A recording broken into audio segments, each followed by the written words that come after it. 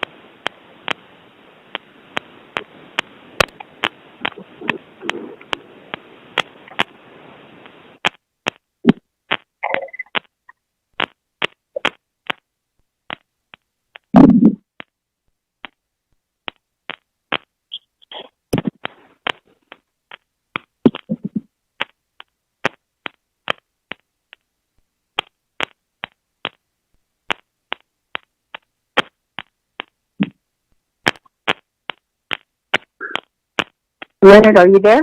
Yeah, still here. Can you send an email to Byron Shorty? Tell him that we're getting a clicking on our line he assigned us, our call-in line. How do we get rid of it?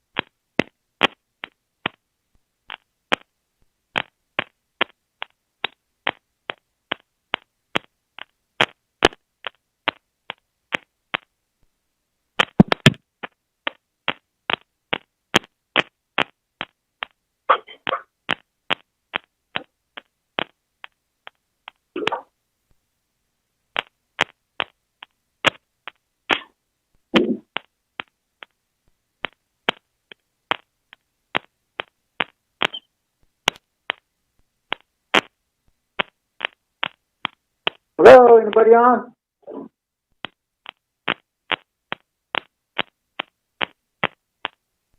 Who is that? Delegate Helona, is anybody on? Hi, Doug Alona. We have Delegate Paul Begay, Delegate Eminiati, myself, Ms. Martinez, and Mr. Mose on the line. Okay, I understand Chair So is not going to be with us this morning for a while. Did you get that message? Yes. Yeah. So we just need one more before we can get going. Jesus, wake up. We'll send me by. You know it. That was a hard night last night. If I can get up at 4 o'clock after a night like that, you can too. I didn't go to bed till 3 o'clock, man. Everybody kept calling me after the meeting.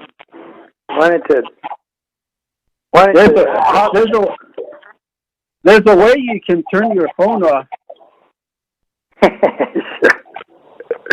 Yeah, that's true too. But after that circus yesterday, man, your brain just don't want to go to sleep either.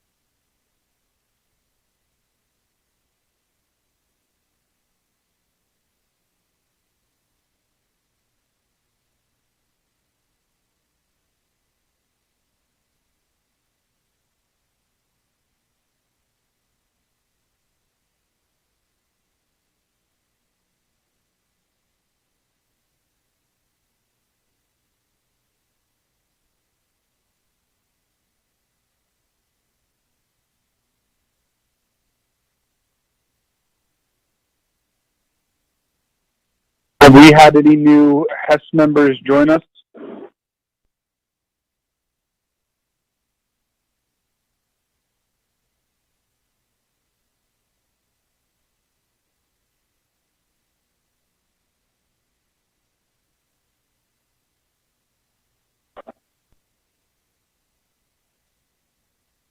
Edison will be calling in soon. I just texted him.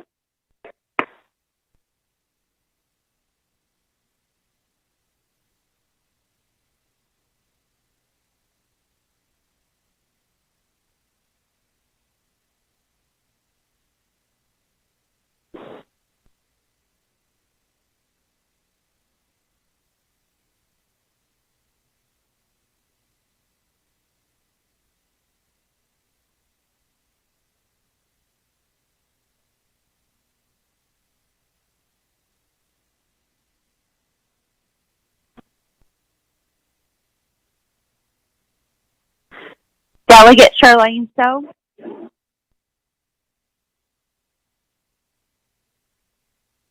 Thank you, Delegate. So, committee members, I believe that we have 4.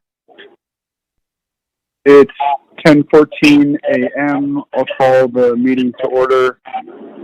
Mr. Mose, or Ms. Martinez, will you do a roll call?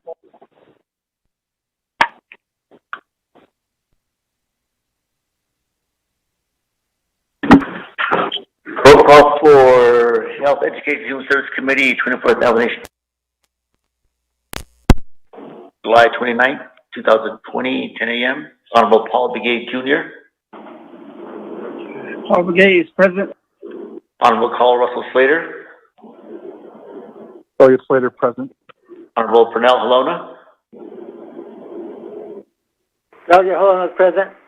Honorable Charlene So. Present. Honorable Daniel E. So will be joining us later. Honorable Edison J. Winika. Honorable Edison J. Winika. Vice Chair, we have 4 members, constitute a quorum. Thank you, Mr. Mose. Delegate Yazzie, are you still on the line? Yes, sir, I am, sir. Would you like to pray for your legislation and provide our invocation? Most definitely, Vice Chair. Thank you. Okay, thank you, sir. And then committee members, and then also to the staff, also our visitors who are listening online. And again, Vice Chair, thank you for allowing me to say a prayer. I'll just go ahead and start off in a prayer, everyone. Shall we pray?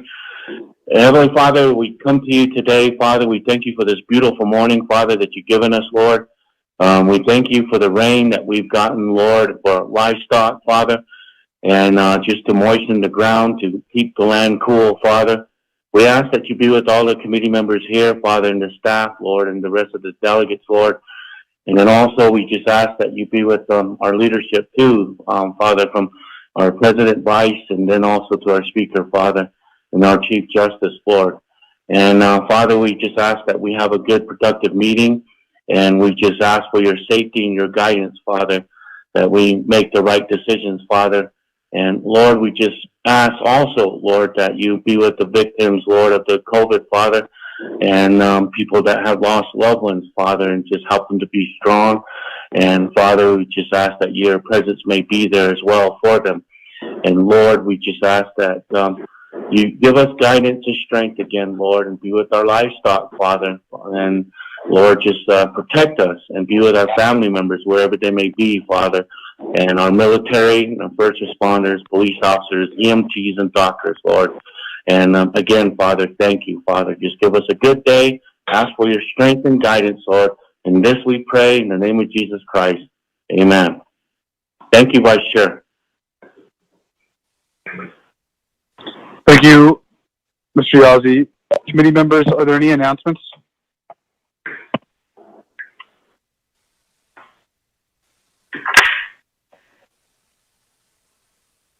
Hearing none, I think just for those listening in and to remind everyone, we will have a special session, I believe, on Thursday. And I believe it's going to start at 10 a.m. I don't know. I don't think it's starting at 9, but I'll go back and check.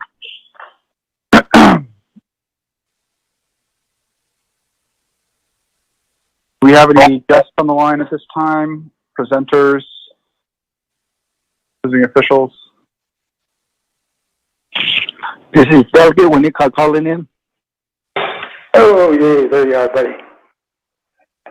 Good morning. This is Priscilla Manuelito. Was it not? Good morning. Good morning, everyone. This is Jordan at City from the Bosba.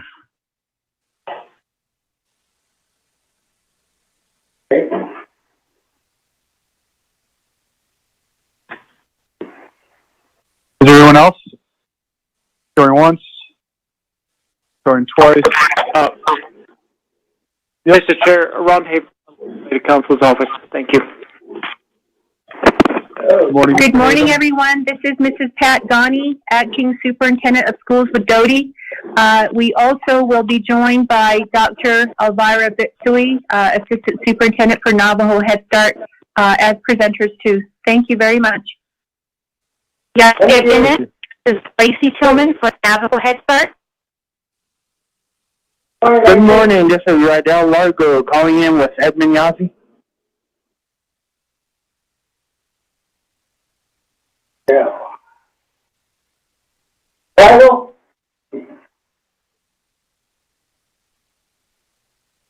Sounds like we got everyone. Ms. Martinez, can you please read the agenda into the record for the proposed agenda?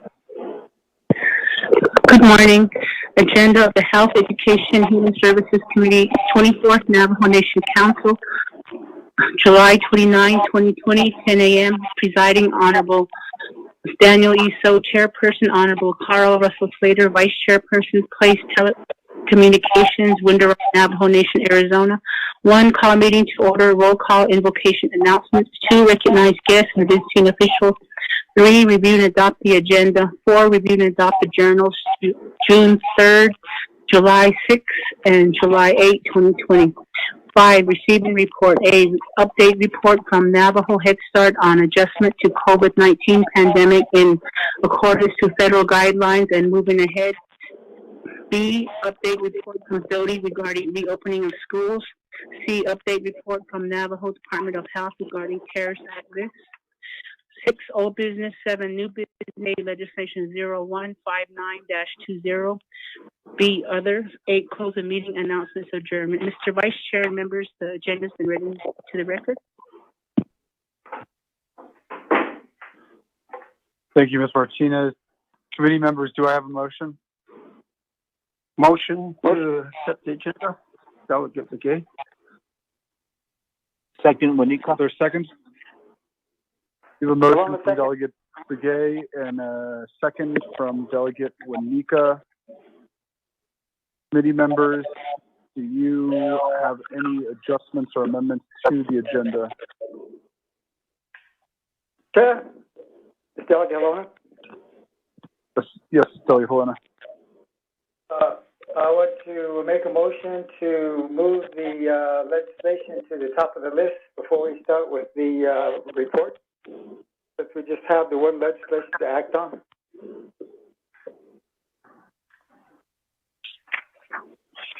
Okay, we can probably roll that into the motion.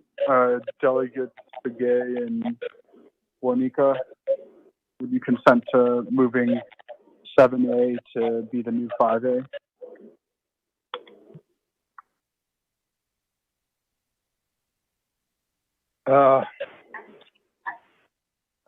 Give me some time to think about this. I agree. Thank you. I'll be like. Sounds good. Committee members, any other adjustments to the agenda? Not at this time. Going once, going twice, 3 times. Mr. Mose, can you proceed to a roll call vote? Right, sir. Honorable Paul DeGay Jr. Paul Begay votes green. Honorable Pernell Halona, Halona votes green. Honorable Charlene So, In favor? Honorable S.J. Winika, Green. Vice Chair, a vote of 4 in favor, 0 opposed. Thank you, Mr. Mose. And just as a practice, can you please identify the way that each delegate votes after they vote, just to confirm that their vote's being recorded? All right, sir, no problem. Moving on down to item 4, review and adopt the journals. It looks like we have journals from the June 3rd, July 6th, and July 8th. Do you have a motion? Motion, Halona, to review the journals on your own time.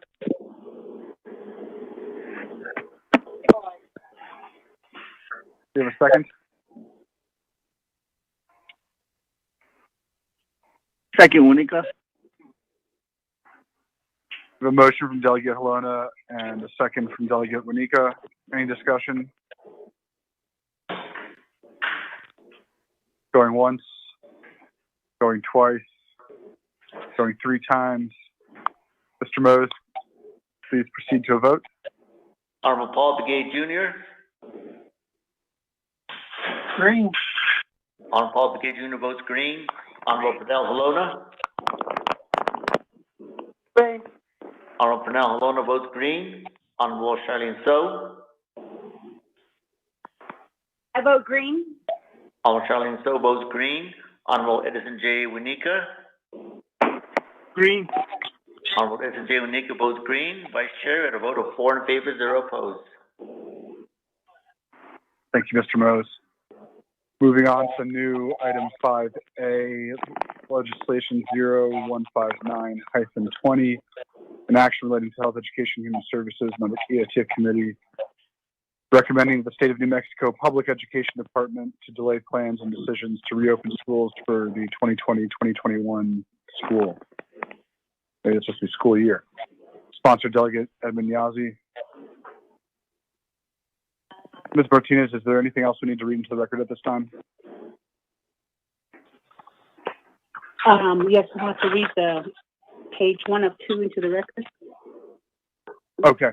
Legislation number 0159-20, an action relating to health, education, human services, and NABIC committees, recommending that the state of New Mexico Public Education Department to delay plans and decisions to reopen schools for the 2020-2021 school year. The purpose of this resolution, if adopted, would recommend that the state of New Mexico Public Education Department to delay plans and decisions to reopen schools for the 2020-2021 school year. Mr. Vice Chair, members, this legislation is going to NABIC.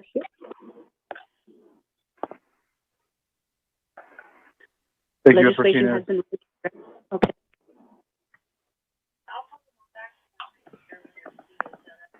Committee members, do we have a motion? Motion, Paul Begay.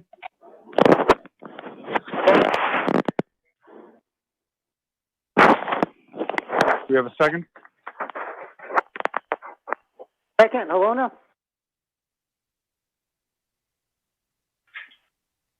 We have a motion from Delegate Begay and a second from Delegate Halona. Committee members, questions, discussion?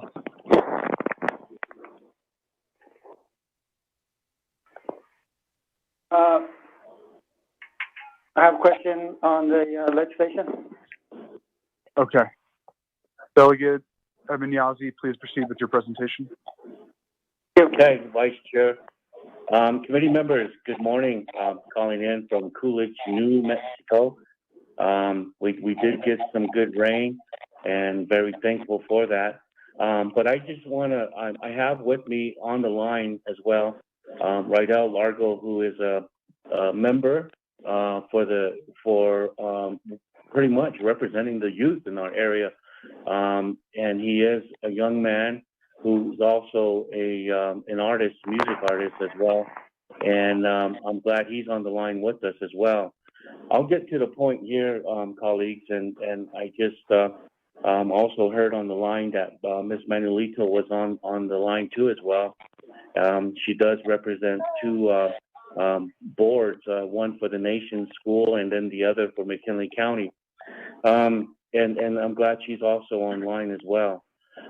My colleagues, this legislation is asking the schools, with your permission, that we pretty much delay, the school startup because of this COVID situation that we're in right now. I know from the national level there is pressure to put school back in business. I know that we've been hearing reports from schools from all the way, particularly talking in New Mexico, McKinley County. We've heard presentations done by school employees, but just from listening to their presentations on opening up the school, it is really a concerning area that still we feel, and I'm talking on behalf of the young students, that it is still not safe for our young kids to go back to school. I know they're taking this pretty serious, the parents, the students. I mean, if, major sports are even to this day have started back up, but yet the virus count has increased because of the gathering. So there's still a lot of questions, my colleagues, when it comes to the plans that we've heard. I've also been in touch with Ms. Rosalind So, and verbally when we talked about this bill, she does agree that we should hold off. And I did ask for something in writing, and she said that the medical doctors will go ahead and do that and provide that maybe before the Navajo committee. I haven't received anything yet. So committee members, based, for the safety of our kids, and for their family members at the house, we ask that we hold off and that the school, have a plan in doing video schooling, if you will. I know other schools have already taken that initiative, and so this legislation, I know you'll probably hear from board members saying that, our plan is already in place. It's up to the parents, but this legislation is just to make it a guarantee, if you will, on that. We all love our young students, and we all care for our young, people, and that's basically what the legislation is about. And so, I'm asking, again, committee members, for your support on this legislation, and hopefully we can get Rosalind So, our medical doctor, at the next committee level, and also talk on behalf of this bill. So without further ado, Vice Chair, I got my expert witness with me, and I would like to, with your permission, sir, to give Rydell some time to speak, sir. Vice Chair, sir. Yes, please. Rydell? Yeah, come on. Okay, sir. Arnold, it's Angie, Rydell Largo, Le Tobo Escandan.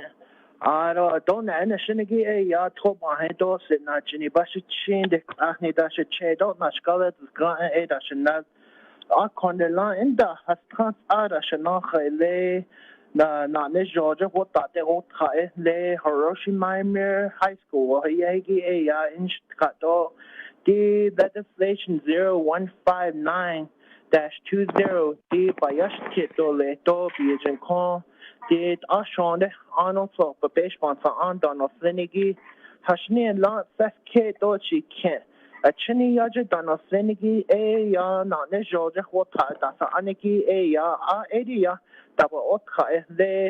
Some of these students, they do come from the Eastern agencies. For example, some of these students live in Smith Lake, Pinedale, Crown Point, Church Rock, Saru, Tohatchee, Coyote Canyon, Bread Springs, Rama, and Red Rock, and Jones Ranch. Hashini and La, the net on Osnido, Aro Dishin, Aro di shen ya sata da chene. Double one ya class and nizo.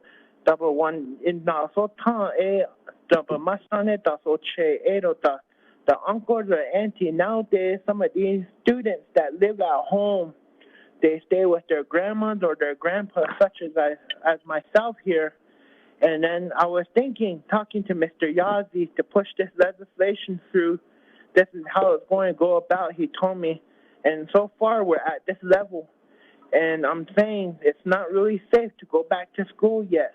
Some of the reasons why at my school I observe some of the students, some of them were raised in a household where they only live with a grandpa, a grandma. Some of them have lived on a reservation like me here in Pinedale. Some of us have like an hour away from school. And then what happens, the student was infected with COVID-19 and did contract it from school and brings it back to the household and affects the grandma or the grandpa, even the whole family. That's not a good idea for sending our students back to school. Yes, they have masks, and then there's a 6-foot distance place enrolled here. And for sure, as I go to school, I will not see any students following those rules. As a student, I'm telling you now, it's not the legislation.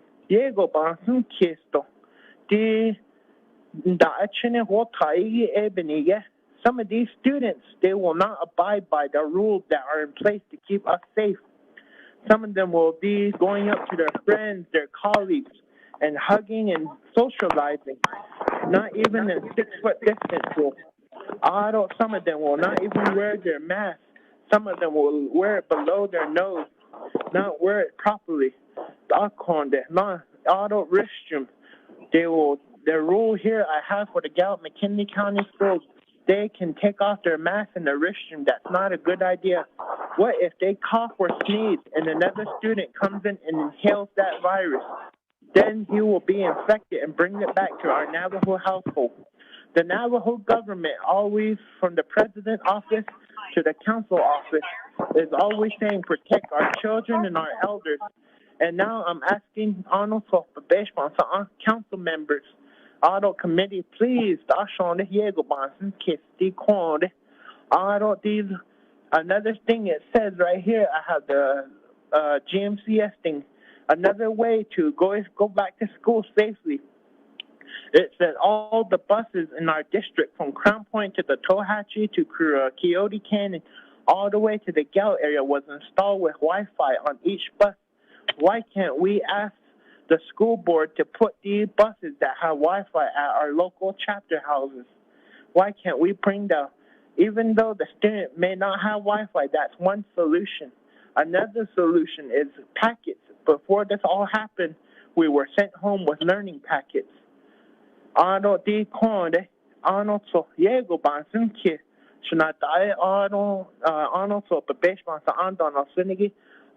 Bus safety.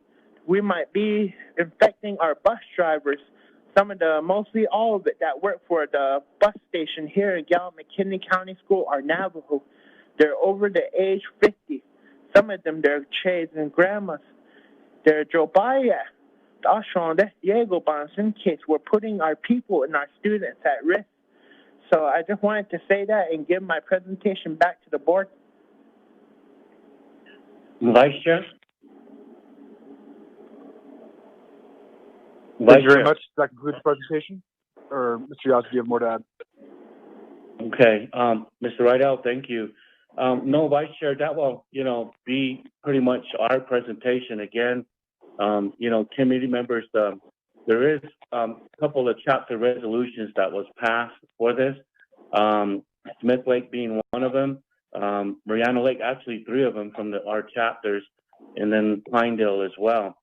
And then I don't know how many is on the comments on the legislation. And, I guess, I don't know if there's a few or none comments on this legislation in favor or against the bill. But all in all, committee members, we really got to watch out for our young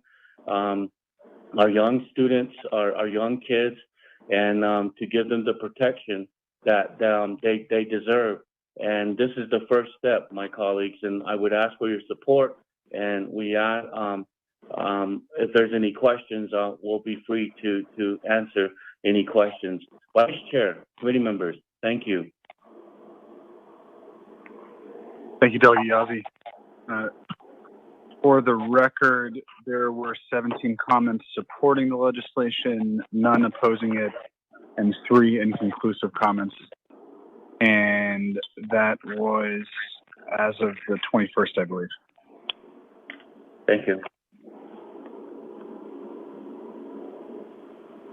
Delegate Helena? Thank you, Chair. Colleagues, good morning again. Everybody on the line, Elvira, hey, good to hear from you. Good morning. Good. We can hear you. Miss Ghani, Patricia Ghani, thank you for joining us too, and everybody else on the line. I can't remember who all joined us, but thank you all. This is really an important issue that we need to discuss here. The question I have, Mr. Yazzie, is this legislation. Which school program are you targeting? Because we have BIA schools, 638 schools, public schools, and then also the parochial schools. So I want to know which one are you pretty much focusing on right now, and if it's all of them. I want to find out some other questions, I guess, pretty soon. But that's the main thing I want to know is which school system are you targeting? Because as far as the Navajo Nation schools, we asked the president the other day in our council session, and that when he was given a report, he basically stated that he was going to leave that decision up to the school boards to make that decision on when the students would be coming back to school. And then there was that decision that came down from the BIA from Tara Sweeney, I think. She had a time frame of when schools need to start up again. So I can't remember that date. I think it was 2 or 3 weeks into September, I think it was. So those are a few questions that I wanted to find out exactly where you're going with this and which schools you're referring to, and what do we have to do to encompass all the schools, if that's what we need to do, and to put that out there to pretty much just all the school boards. I would imagine that, according to the president, that they would have the final say-so on when they would bring students back to school. So those are a few questions I have right now, and as I get your answers, I will probably come up with some more questions. And so thank you very much for your presentation. I appreciate it. And of course, this is a really important issue. I know there are a lot of teachers out there who feel the same way about getting school started up in person, because there's a lot of teachers who already have health problems all across the country. And because they have certain health problems, they can't afford to get the virus. It would take them completely out, and so they're the ones who are actually retiring early, getting out of the school. I don't know that if we've come across that yet here on the Navajo Nation, but I'm sure as many teachers that we have in our staff all across the schools, some of those teachers are in that same predicament. Have health problems that the virus would cause them a great deal of harm. And I'm glad, Ms. Manlito Yate, I'm glad you're on the line here to hear this argument and to decide how we're going to move forward with our school system, because, the more information you get, the better decisions you can make. And so this is a start. I have those concerns right now on, first of all, where we're going with this, how many school boards or how many school systems are we referring to. Thank you, Chair. Thank you, Delegate Helena. We'll go back to the sponsor. Yeah, Vice Chair, thank you, and also to Mr. Mahalona and to the members. This legislation would be to all the schools, from the BIA, from the public schools, from the private school as well. And so another note that I wanted to share with the committee members, yesterday on the Albuquerque Journal on the Mexico, the COVID has reached to the highest level in the counts of 430 new cases as of yesterday. And so that of course really draws a big wariness that, you know, upon everyone, our kids. And so to answer the question to all the schools, there is some schools that has been in contact. One school here in our area, St. Bonaventure's, a good school. They are relying on what the council is going to say.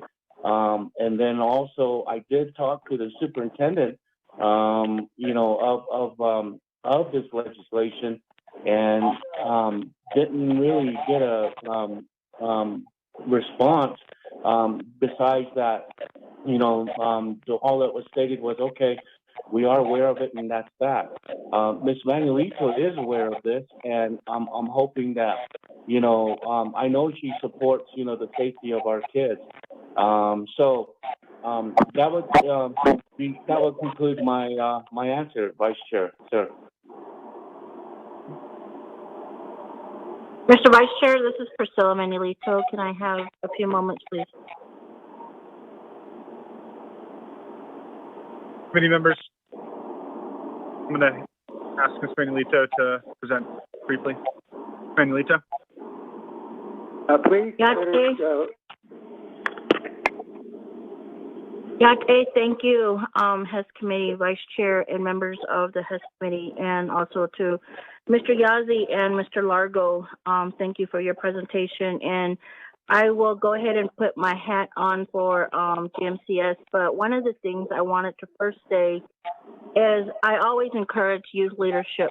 I think that's the most important thing for us as adults, is to listen to our children and to hear their comments, and also to lead and start taking that direction as leaders within the community. So Shiaj, Mr. Largo, thank you very much, Shiaj, for bringing this to our attention. I appreciate your phone call and our chat that we've had, also with the conference call with Mr. Yazzie. And I know that I gave you some information at that time, but my father just passed away a week prior to that. So I explained to you that I wasn't really involved with the reopening at that time. However, since then, we did receive a learning and a reentry plan from GMCS, and I would really like to forward that to the leaders. I've invited Mr. Yazzie to listen in this past Monday to the GMCS conference, our meeting that we had. There was a presentation that was done by our staff about the reentry. One of the things that I would like the HESI committee members to also know is the governor, the New Mexico governor and PED have told the public schools that they need to go virtual. So at this time, there will be no in-school sessions until they deem again that it's clear to go in and start. But right now we're starting with virtual. I can forward you the documentations. I know that Mr. Superintendent Hyatt, I think, will be on the call today also. I don't think he knows of the change of agenda. I did text him that also earlier.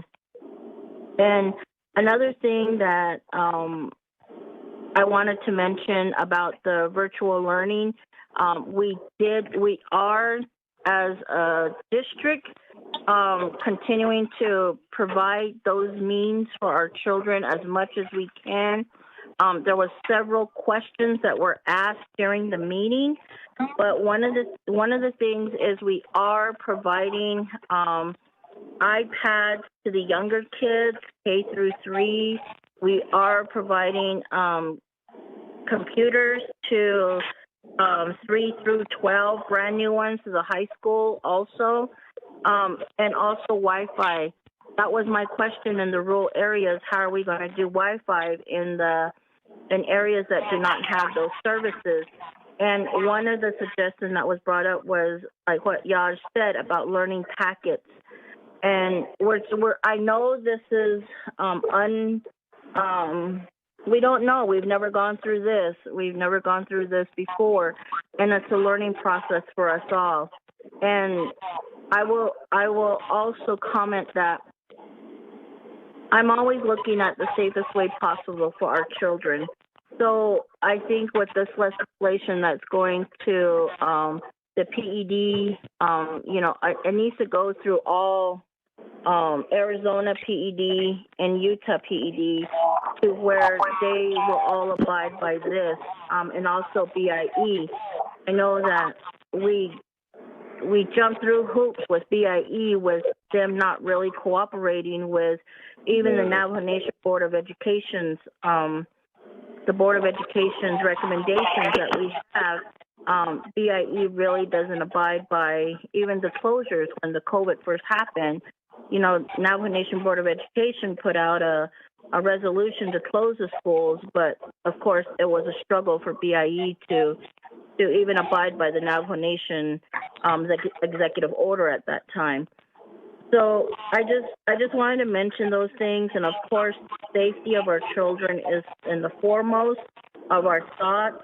Also, our staff, we're taking provisions.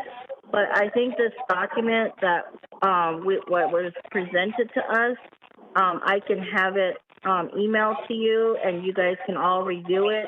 There's a lot of questions in here that were answered. There was surveys that were also taken. So thank you, Chair, Vice Chair, and members of the committee, and also, again, to Honorable Council Delegate Agat.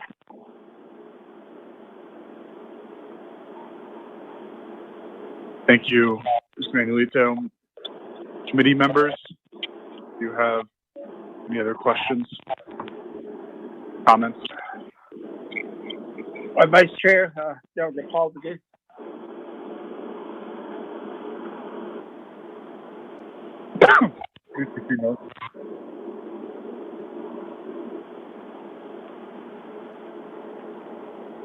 Hello? So you've next. Please proceed.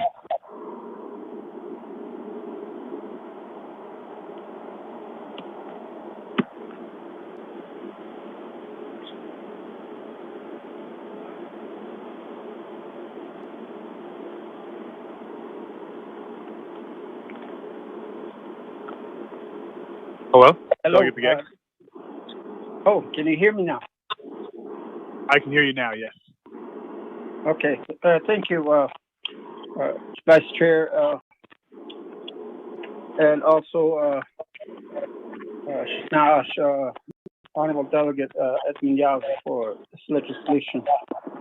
It's always refreshing to hear young people speak so eloquently in Navajo. I appreciate it, and I think he's the ideal agent to have, speaking on behalf of his fellow classmates. And he relayed the message very clearly to me. And I think we need to listen to our young people as they voice their concerns. And I hope that New Mexico, Utah, Arizona all address this virus concerns at the school level. And a lot of these planning relies is laid upon the administrator, people in leadership role, AD board members. Cool. Just wanted to express my appreciation, Delegate Yazzie, and your agent, Mr. Largo. Very well done. Thank you. Have a good day.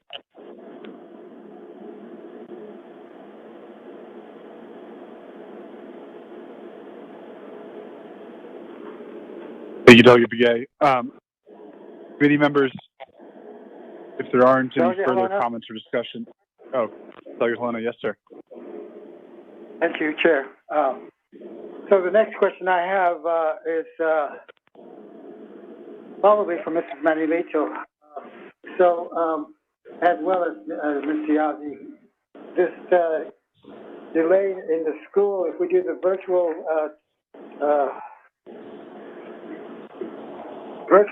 school, and what is the continuation plan? Is it contingent upon the virus as far as the infection rate? I'm sure that's what they're governing that on also. But and then you said not to open the schools. That includes virtual schooling. And then what is the time frame? Are you looking at that? So you might want to try something to do reopening of the school system. Ms. Manuelito, I guess that's the same question for you. I know Mr. Hyatt had came on to the Eastern Agency Board meeting and explained to us that he had several options in which they were looking at. I think he said he had 4 different options. Some of them were really decent. They had virtual learning where they were going to download all the elastics onto small computers or tablets, in which the student would not have to have internet service to access that and do their schoolwork. That one to me was the best option. Then for the higher up education, they would probably need to have some sort of internet service to turn in their schoolwork. So with that, what is the time frame that you guys are looking at right now and specifying? And if you don't have a time frame yet, that I would understand that too, but I just need to know what you're looking at long term. Thank you. Chair? Vice Chair, this is Priscilla Manuelito again to answer some of Mr. Halona's questions. Please proceed. Thank you, Mr. Halona, for that question. Yes, Mr. Hyatt did do that presentation, and the options, the 4 options, we did go with the one that you're talking about was for is downloading a lot of the programs, the textbooks and stories that the teachers will be using onto the computers. So, but if they do need additional downloads, then of course, like what Shiaz said, our buses will have the Wi-Fi in them. The schools also invested into a longer range Wi-Fi at all the schools. We are wanting to continue to make an effort to work with chapters to have those kind of systems in place with Wi-Fi. But, you know, that's open. Our Wi-Fi is open to any student. It's not just GMCS students. So, which makes it beneficial, like in our rural areas. You know, we could have BIE students or grant students coming and using the Wi-Fi. So we're just really trying to promote the virtual learning in the safest way possible. As in time frame, what was presented to us during the meeting on Monday was we're looking at doing this virtual learning till after Labor Day.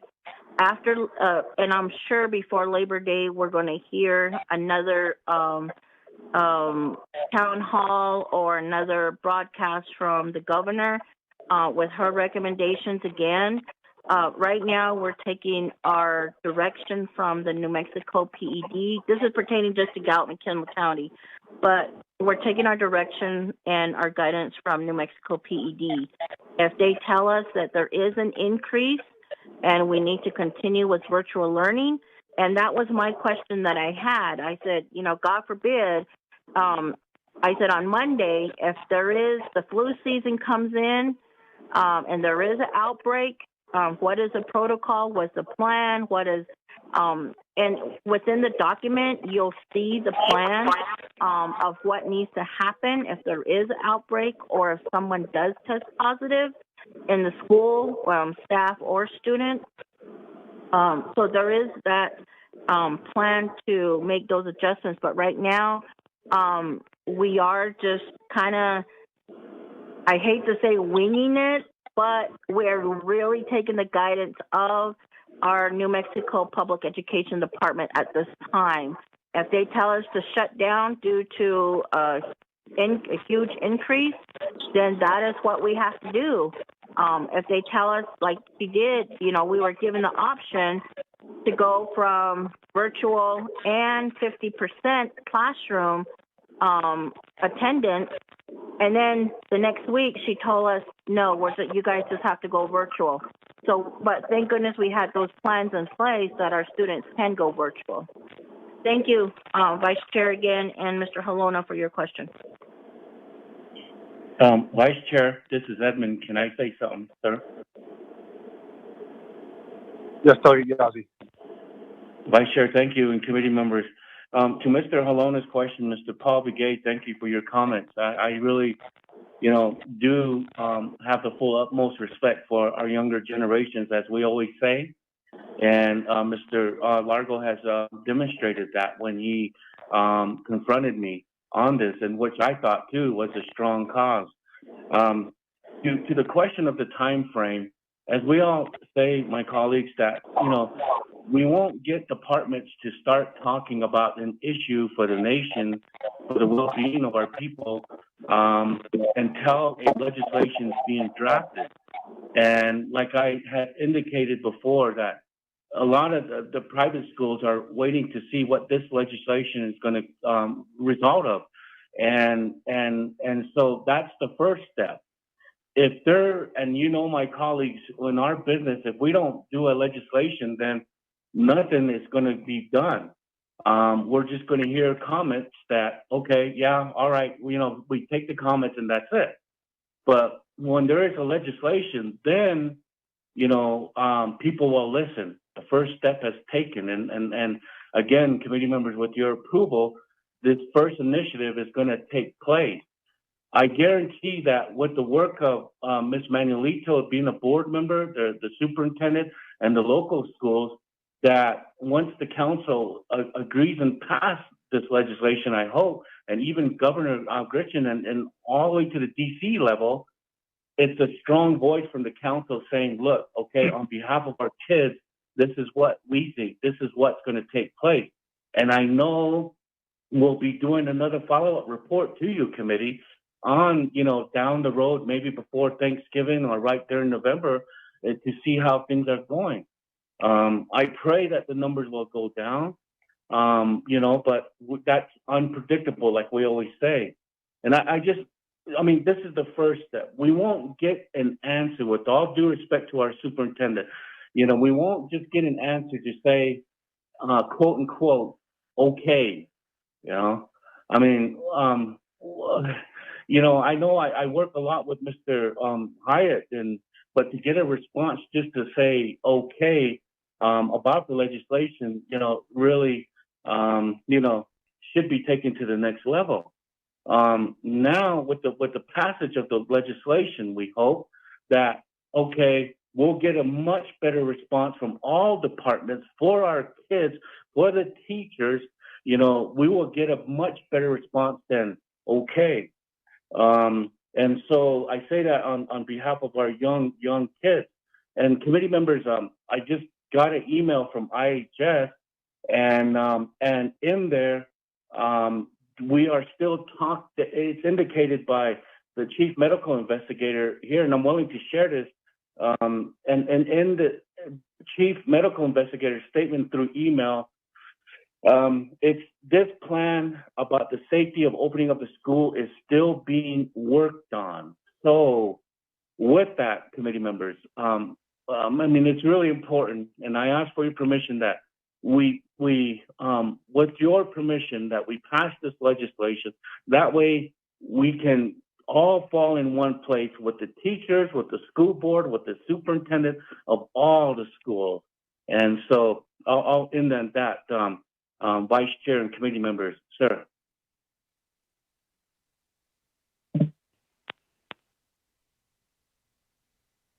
Thank you. Committee members? Mr. Vice Chair, this is Mrs. Ghani. May I please have a few words to share? Yes. Please proceed. Yes, thank you, Vice Chair Slater, for this morning's meeting. Colleagues from Doty who are on the call, Navajo Nation Board President, Ms. Priscilla Manuelito, thank you for sharing that background information for schools in New Mexico as they relate to conversation on school reopening. And Shanad Ani, council delegates on the call. And then most importantly, our youth, Mr. Largo. I just want to, at this time, give a few minutes for Derek Franklin, who works directly with schools from Office of Dene Accountability and Compliance, to frame the conversation in terms of how many schools this matter impacts in the state of New Mexico.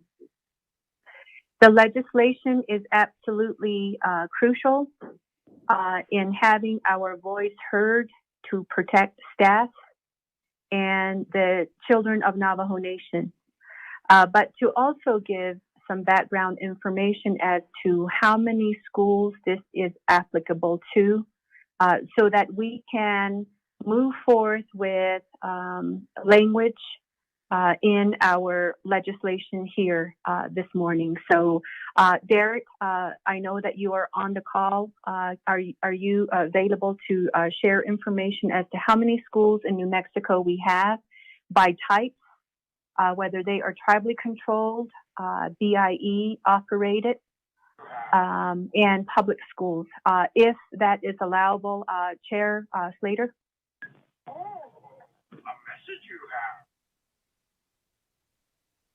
The request is to share that information? Yes, for Mr. Franklin to share information, sir.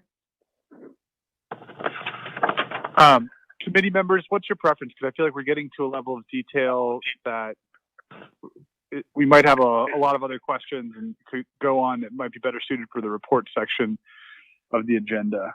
I just say that because I think there's consensus on supporting the legislation. Chair. Would you like to go into this information now or wait until the report? Delegate Helena? Yes, sir. I think we should go ahead and get a quick update from the gentleman. I don't know why I'm drawing a blank. Mr. Franklin.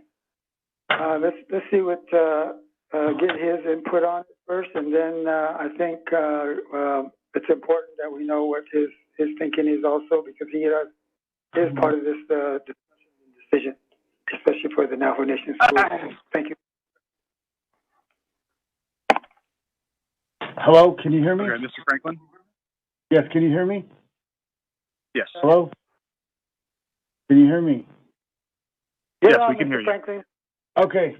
I don't have it broken down by state yet, but just to kind of give you a rough idea, we have 81 public schools, and I do have the data for public schools, but it's not broken down by which schools are on the reservation with the information I have, but we do have a total on the Navajo Nation, 81 public schools and 33 BIE operated, 27 grant schools, 1 contract school, 5 residential programs, and 2 private schools. So in terms of New Mexico alone, we have 11 schools in Central Consolidated, but I have to go through and select which ones are on the reservation on Navajo Nation. And then we have a total of 26, let's see, gosh, it's not broken down that way. But it looks like a total between Gallup-McKinley County and Central Consolidated, we have 26 schools that have Native American. 26 schools on the Navajo Nation, public schools that consist of Central Consolidated and Gallup-McKinley County. Okay, so that's for New Mexico. And then Aztec, Bloomfield, Cuba, they are located off the Navajo Nation, as well as Farmington School District. So, but that is the New Mexico side. So 11 from Central Consolidated, 15 in Gallup-McKinley County that are located on the Navajo Nation. Mr. Vice Chair.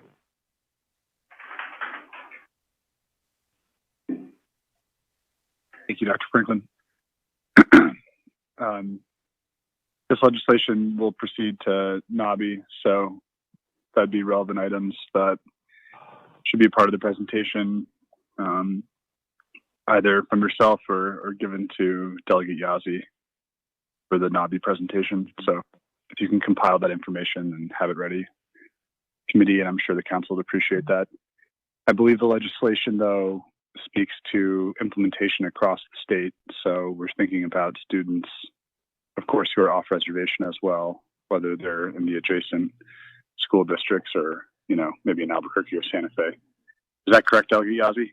It's the therefore section's asking to delay across the state, not just on the reservation. Sir, yes, sir. Mr. Slater, Ron Haven here. Yes, sir. I was tasked with drafting this resolution, and I believe that the information I got insofar as the assignment on this one was to have something for the state of New Mexico, and that's how it's drafted. Now, I'm listening to the conversation now, and it seems like the intent has somewhat changed here to include all schools that are operated on the Navajo Nation, including schools in Arizona and Utah, as well as schools that are public and private, as well as schools that are operated through the Bureau of Indian Education, controls BI control schools, and also grant schools, as well as parochial schools. If that's the intent here, it somewhat changes what the resolution states, and I would advise that perhaps you can, and I can provide some suggested language insofar as amendments to your heading, as well as the resolve section, may be a little bit more all-encompassing insofar as what the nation's intent is here, is to ask the delay of schools for all schools serving the Navajo Nation. The other thing is that I would like to recommend that you include as Exhibit B, and that would be a new action. I can send this to Beverly here. Is your comments? Include all your comments if you would like, and that would be exhibited under Exhibit B. And we can reference the fact that there are a number of comments from the general public, including teachers and students against reopening of schools, that these comments are attached as Exhibit B. Something along those lines as a new paragraph H would be, I would recommend it. It's, of course, entirely up to you. So I'll go ahead and send what I have to Beverly, if that's okay with you. And, of course, we can work on this as we move forward to NABI as well, as the chair has indicated. But the intent of the original resolution as drafted was actually only to apply to New Mexico public schools. And you'll notice that by the Exhibit A that I've attached, and that's simply a summary of the reentry program that was announced by the Public Education Department in New Mexico. That's what that was, and I basically did the bill based on that assumption. Thank you, Mr. Chair, and members of the board, on the committee, and the rest of the individuals listening in on the call. Thank you very much. Vice Chair Slater, may I please share again? This is Mrs. Ghani from Doty. Yes, Ms. Ghani, please. Yes, thank you again, everyone here on the call, for this opportunity to just share information as you work to refine and focus the legislation. Certainly from our end, we would want clarity the legislation speaks for a delay in schools, the request for delay in schools in New Mexico. It would be nice to know which schools it is intended for, first of all. And second of all, as we are requesting a delay, how far back and is there an identified date that we are looking for in terms of a delay? So just for your information purposes, at this time, with executive order by Arizona Governor Ducey, schools start August 17th. Any schools starting prior to the 17th of August are to do so virtually. This was intended to prevent any confusion for those schools that had already started a planned date and first day of virtual learning well before August 17th. In addition, we have knowledge that New Mexico state schools have their start date next Monday, which is August 3rd. And then the Bureau-operated schools issued a statement most recently pushing back its start date for schools to September 16th. So it would be nice to have identified in legislation exactly what date the request is for. So I share those dates just for information purposes. Thank you very much again for your time.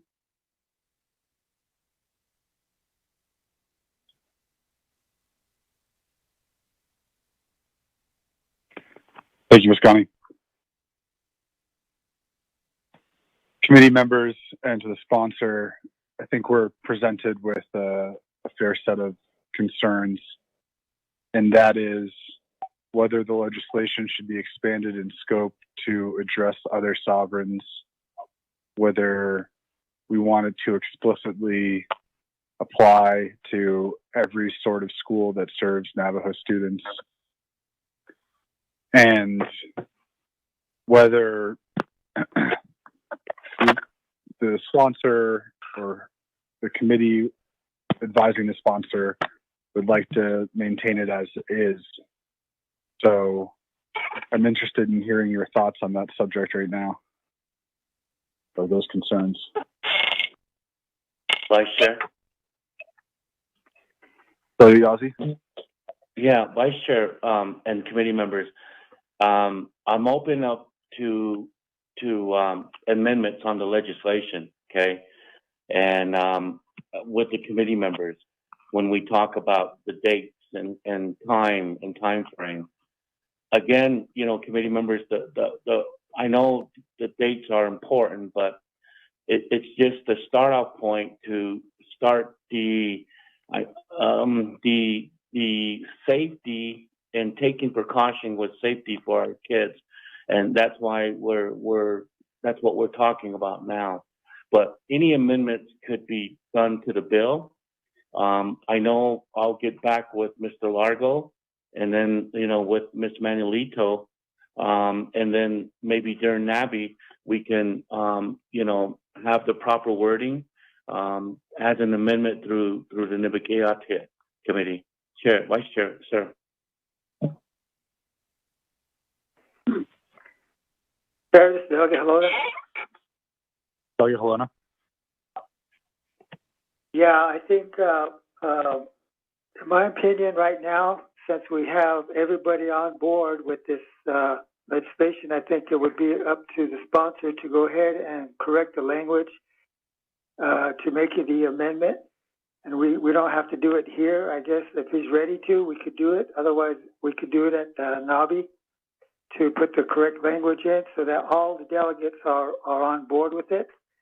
But we do cover a wide variety, a range of school systems.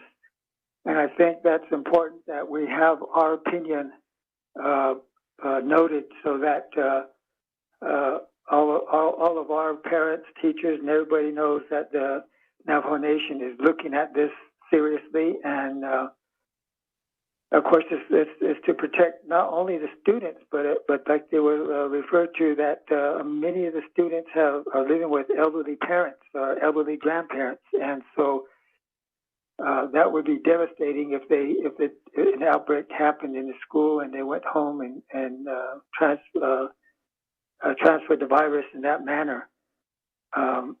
Especially at this point in time when we're just barely coming down now here on the nation.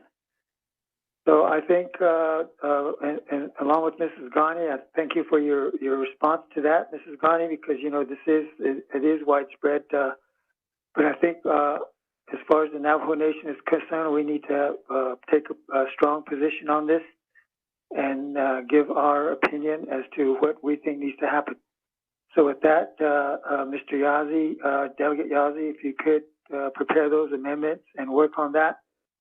And I would be happy to make a motion in Navi to include all of that into the legislation at that time. Thank you. Chair. Yes, sir. Committee members. Mr. Vice Chair, can I seek clarification? This is Derek Franklin. Yes, is that Dr. Franklin? Yes. Thank you, Mr. Vice Chair. So in addition to what Ms. Ghani provided, it is also the additional information I need to provide is that when we spoke with New Mexico Public Education Department, they are going to start the 3rd of August, but they're mandating that all schools in New Mexico, public schools, administer a virtual only type instruction until after Labor Day. So when we say delay, for clarification purposes, we say delay, are we delaying the start date of the school, or can a delay in face-to-face type instruction or hybrid type instruction, or do we allow schools to go ahead and implement the virtual? And my understanding of virtual is that no students are to be at school. They are all learning through home. Actually, their language that they're using is remote, because they understand that virtual is all computer-based, and they do acknowledge that people within New Mexico do not have computer access or technology access. So the language that they're using is remote until Labor Day, which is in September. So just clarification on those issues, Mr. Vice Chair.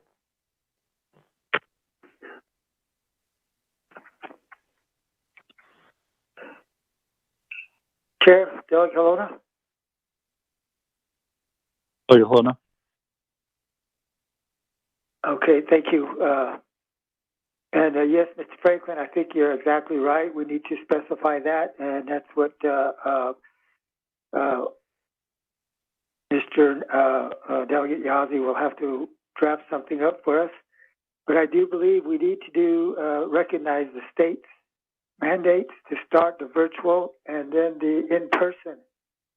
The in-person is the part where we really want to look at to see if we are going to open up and do in-person schooling after Labor Day. I think that's a decision that will have to come down as we monitor the contamination rates. Of course, if they're still high right now, like they are, of course, we want to delay that opening to in-person schooling and to continue the virtual classrooms. But in some respects, we do need to get started with it. And plus, that will give us time to find out exactly how this virtual classroom will be, how much success we will have with that, with our students. Of course, you know, like I said, in person, a child learns better in person in school, and virtual is still has to be determined how much a child would learn doing it through virtual. But I think somewhere that we need to start something to give the children start to moving in that direction. So I think that that would probably what needs to happen there, Chair. That's my opinion. And Delegate Yazzie, if you have any questions on that, I think that's probably the road direction we'll have to go to, because we do have to recognize the state and their mandates and what they're incorporate our plan with them. Thank you, Chair. Thank you, Delegate Halona. I believe we have Chair Daniel So on the call now. Chair So, would you like to take over? Or would you like to? No, I'll let you. Irrigate Good morning. Oh. And I, Sastui Sazani, past committee members. Basically keep presiding, but that gives me a chance to provide some input. Otto, thank you to Che, Honorable Edmund Yazzie, and Miss Priscilla Manuelito, and Miss Grani, and Mr. Franklin. Did you get your doctorate, Otto? No, Dr. Franklin. Otto will basically get the needle. I guess the main thing is as legislative council, if we add all these other items, the other educational systems onto the legislation that changes the intent, and I can't remember what the rule is when an amendment is made to and it changes the intent. I can't remember what the rule is regarding that. And in that aspect, Miss Martinez, Shema, can you give us some guidance on that? And the other is, my understanding is NABI meeting won't be until the second Thursday of August. A regular meeting, unless a special meeting is convened. So in that aspect, would this legislation be need a work session to hear from all the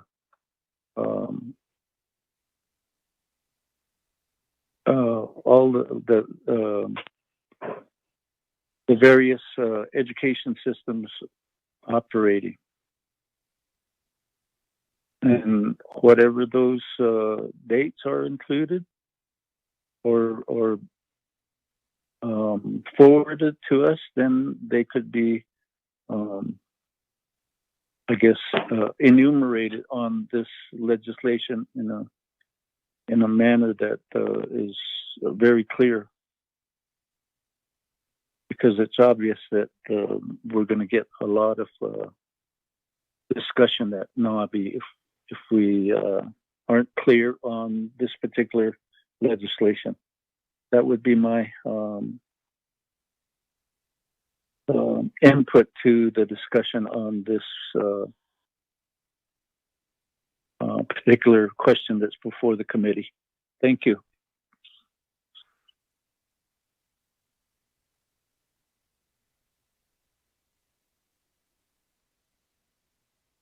Thank you. Committee members?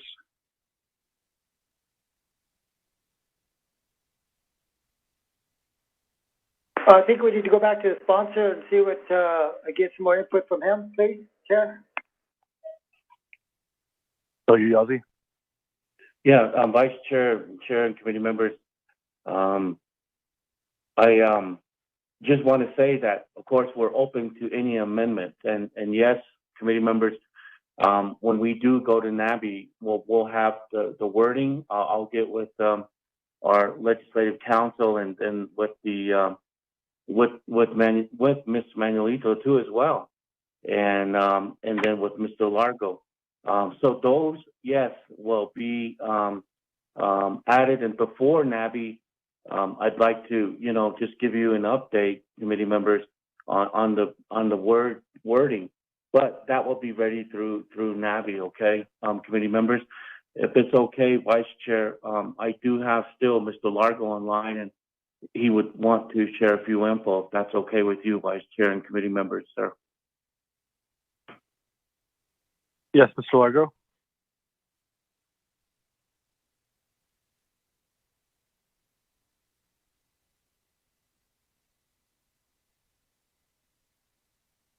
Okay, Vice Chair, I guess I don't know where he's at, but anyhow, again, committee members, just, ask for your support, and we'll go ahead and have the amendment wording at Navi, Vice Chair, sir.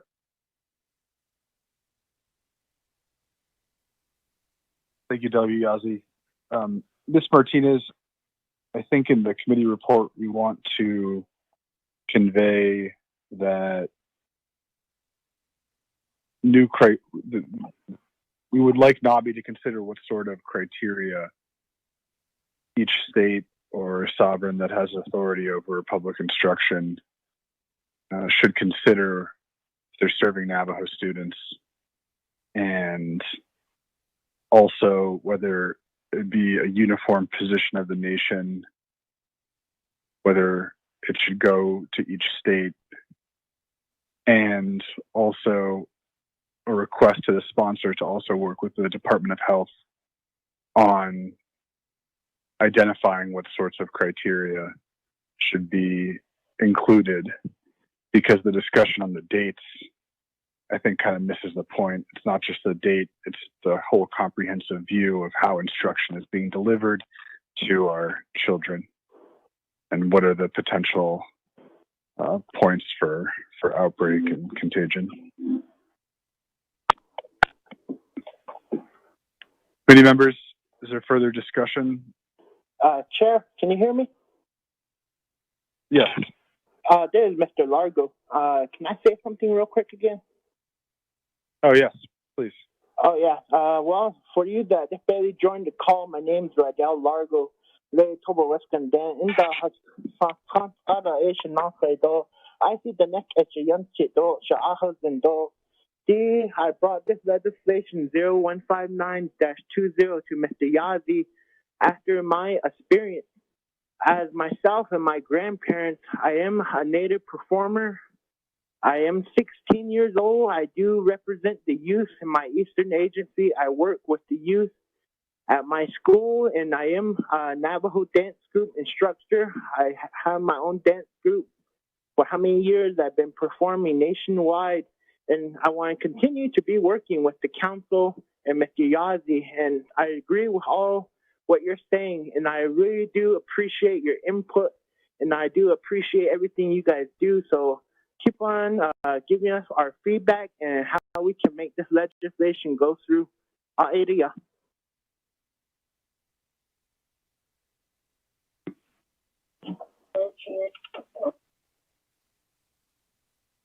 Thanks, Mr. Largo.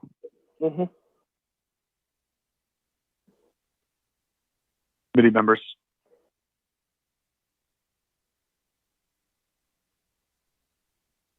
Going once. Chair. Yes. Thank you, Chair. I think we're at the point now where we, I do support this initiative. Of course, it still has to be redrafted in certain areas, but it is an important discussion, and we've been having a lot of calls from a lot of the parents across the reservation.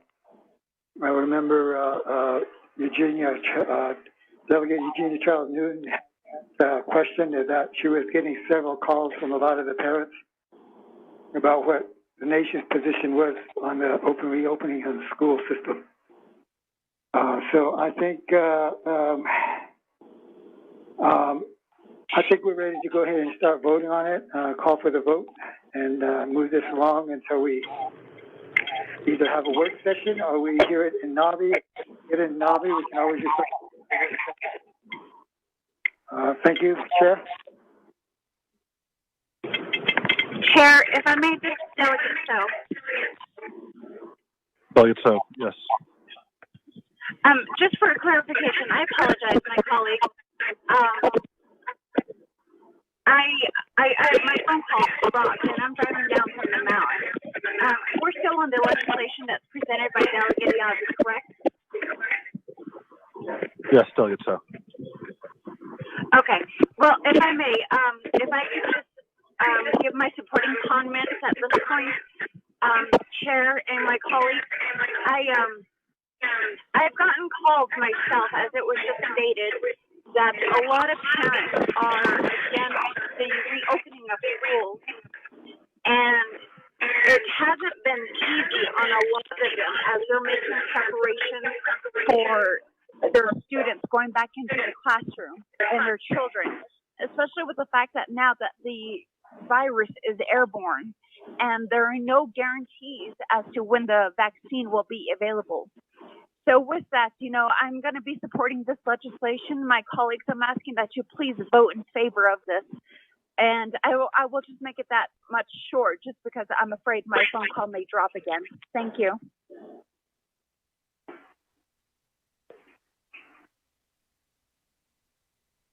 Committee members? Honorable Leader, this is Delegate Charles Newton. Can I say something? Yes, Delegate Charles Newton. Thank you, Carl, for the recognition. Honorable Slater. All I need to say is what really is mind-boggling for me is why we would set a short deadline for opening and closing. Our children, the fashion age, they deserve more in regards to, what is happening. They deserve to be informed about, like the school opening and then also what the plan is going to be. When I was in law school, I took juvenile law, and I was, very interested in juvenile. Remember, the first week we learned that a child's concept is different than that of an adult. And so, and I have been in contact with Central Consolidated School District here in my area, and I've questioned them as well on this, is why are we looking at Labor Day? Why are we saying that Labor Day is kind of the magical date? I don't really understand where that came from. I feel like, as far as I know, listening to the news and also listening to the comments that have been made regarding this legislation, the vaccine, or what we're looking at, is going to possibly come at the end of this year, the beginning of next year. So I don't understand why these plans are not, why are we pushing our kids to go back to school? I will say that I am against that. I really think that our children should be protected, and as adults, we make that decision for them. And I don't want to see any of our kids going back to school because it's very dangerous right now. We don't know what this virus can do. We think that we have an idea, and then when we go in there and we come up with ideas to combat it, then something else comes up again. I was watching Dateline the other night, and they were talking about how the virus can be transferred around in the air ducts and the air system. And now they're creating a way to test the air duct system every other day to see if there is any virus within those ducts. So that made me worry about our children. So for me, I would like to see something that says, something like we're going to be closed till the end of December. And I think that we're giving people false hope when we're giving them these short deadlines. And when I was, going to change from now to Labor Day, what is going to change? Are we going to be PPE gear? Japan, or I believe China did that. And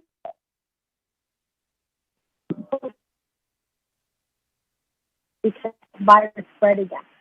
And I believe the presenter, had talked about the kids, how they're not going to listen. And I think we all know that, sometimes our kids are going to do what they want to do. They're not going to want to listen. If we tell them to put their masks on, and they're young, they're not going to understand why it's important to put that mask on. So I notion of how our viewing of time is different than that of a child. And I think that I really encourage that we just not open for the rest of the year and just make it known to the kids where council stands. So I just wanted to say that. And I'm supportive of this legislation,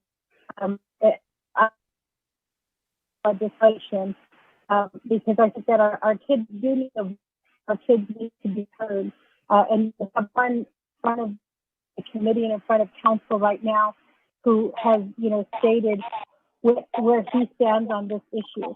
And as Shania done, Paul B. we need to listen to our kids. So I just wanted to try and just let you know and that and say that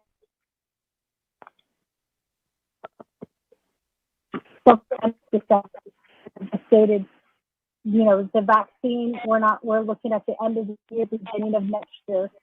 We don't have anything concrete and in place right now that will be able to protect our children. So with that, I'm going back on mute.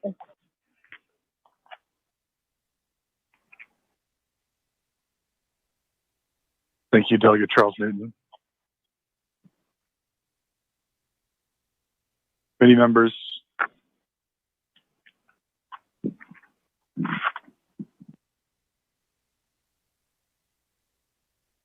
I think we've discussed this thoroughly. Going once, any comments, discussion? Yes? Carl Slater. Yes. Chair Pro Tem. I guess the main thing is, my concern is there's a lot of gaps in the legislation. And I really think we need to do a work session to flesh out the amendments.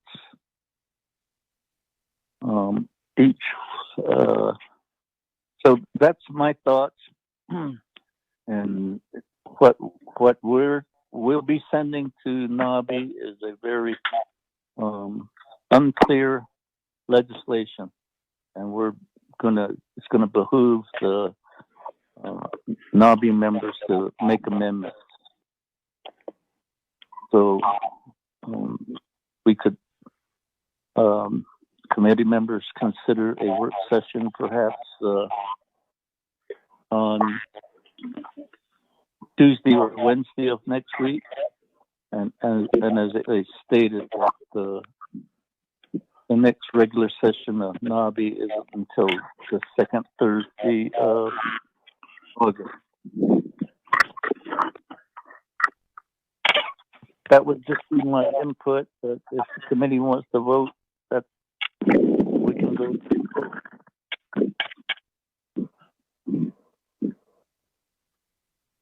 Chair Salona? Oh, you're Salona?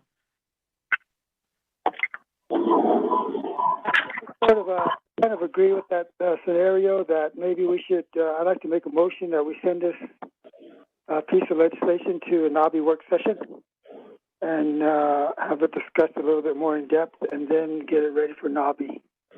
That way we will have all the questions will be asked and all the estates and everything, everybody will be included. We will have a better discussion there. So that's my motion, Chair. Second, Winika.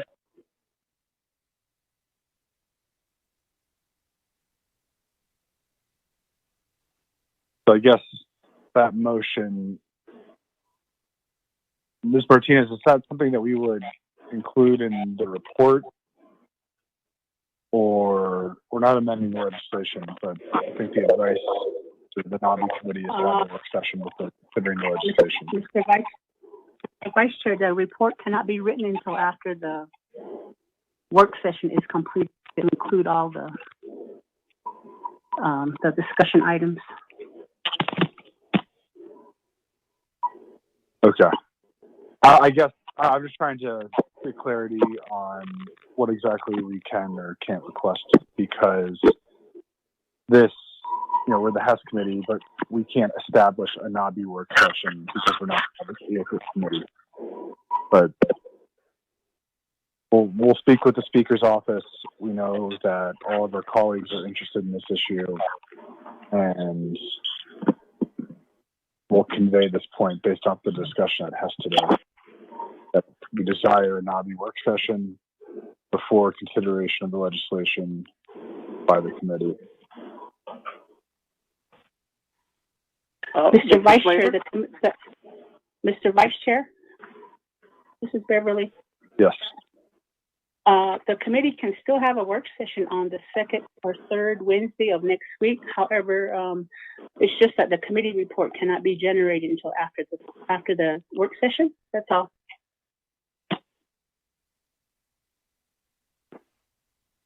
Okay. Committee members, do you desire to schedule one for the committee, or would you prefer to have a Nabakia committee meeting scheduled by the Speaker's office, and not meeting work session? Chair, this is Delegate So. Delegate So. Okay. Committee members, colleagues, we could just pass this now and then move it on to Nabakia.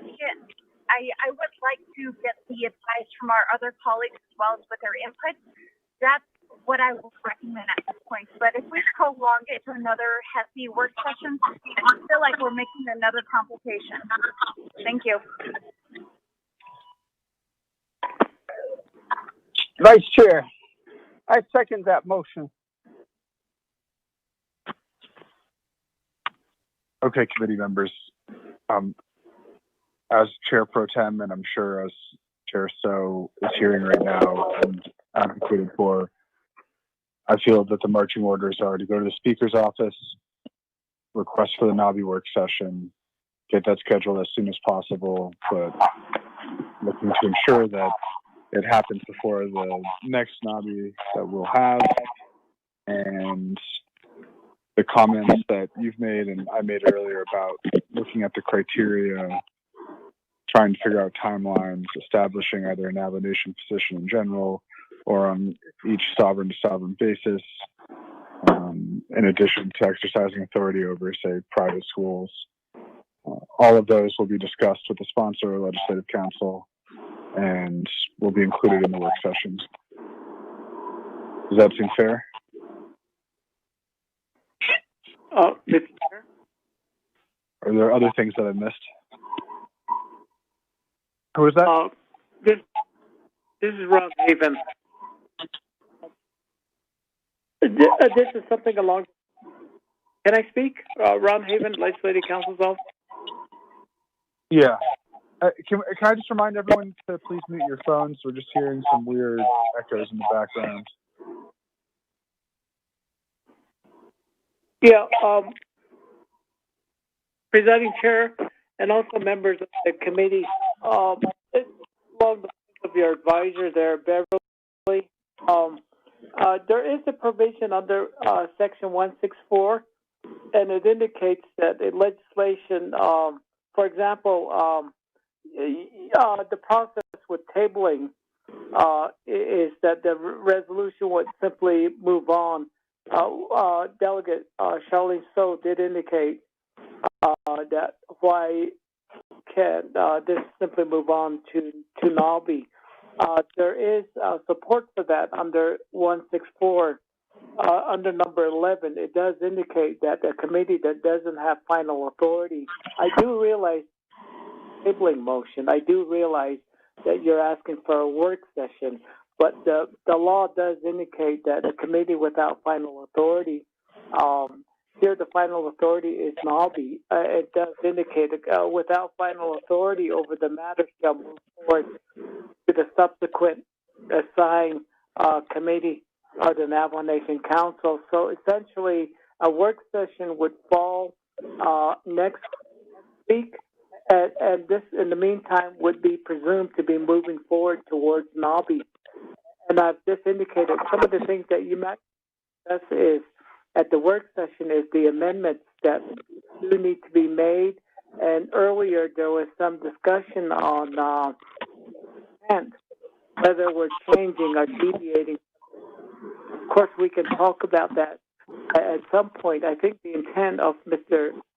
Edmund Yazzie as the speaker was to delay the schools reopening, and as I understood at the time, it was in person. I believe Dodie, the representative there, mentioned something about in, as opposed to virtual type of matters, which may or may not be suggested in the resolution itself. For example, as a resolve clause 2, you may want to indicate something that the Navajo Nation may not oppose virtual type of student instructions, but I will leave that up to the committee. But our office is available. Mr. Slater, Vice Slater, should you have questions further, certainly we'll be available for the work session just as well. I appreciate your time, members of the committee. Thank you.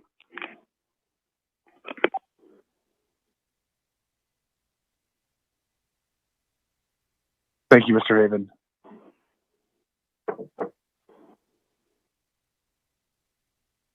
So I think that was speaking to the point I was getting at.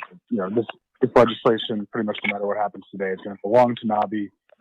So we're not going to be holding it up, but we shouldn't wait for the next committee meeting to request for the work session.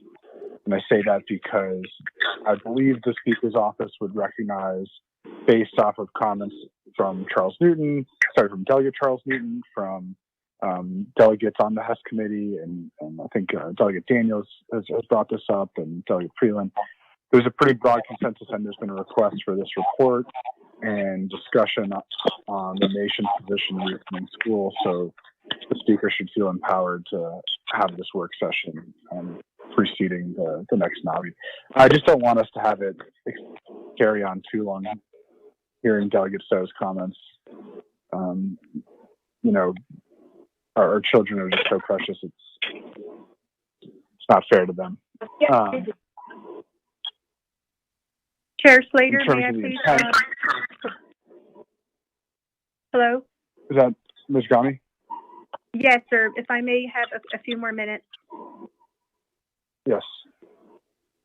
Thank you, sir, again, for this time. I just want to have some final comments here after all of the discussion. I realize that the legislation brought before the HES committee today was related specifically to a request for New Mexico State to delay its school start date. And conversation took to also give consideration across the board for all schools on Navajo. I just want to indicate for the purposes of discussion and to inform your decision-making ultimately that we have knowledge from Dodie that there are a number of schools here through Arizona public school systems that have a start date of next Monday, August 3rd. And those are schools that have chosen to begin virtually. And so just for your information and to inform your ultimate decision making, I just wanted to share that out. Hello? I realize that some meetings for further discussion are a few days out. Thank you very much.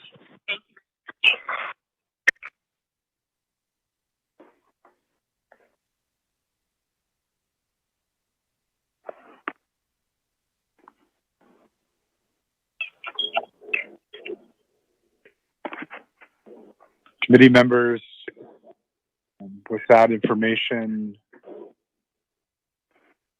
do you have any further thoughts on the timeline?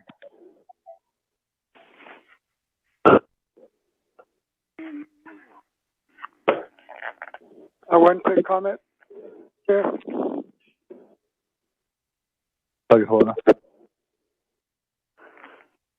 Whether or not we make any action on this or not is still going to move on Bobby, so I think need to go ahead and vote on it. Make room for the speaker to call the Nabi work session and discuss it even. The time frames are already too late. We should have been talking about this 2 or 3 weeks ago. Of course, we were working on other pressing matters. I agree with Delegate Charlene, so that we need to go ahead and just vote on it, pass it forward, and work it out and obligate it. If we do a work session there, or we do introduce it there. Thank you, Chair.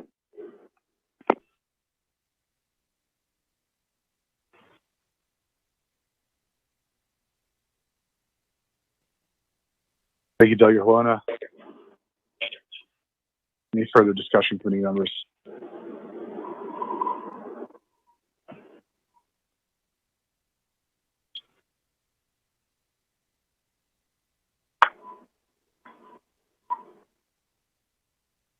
I think in terms of trying to signal something to schools that may be starting this next week,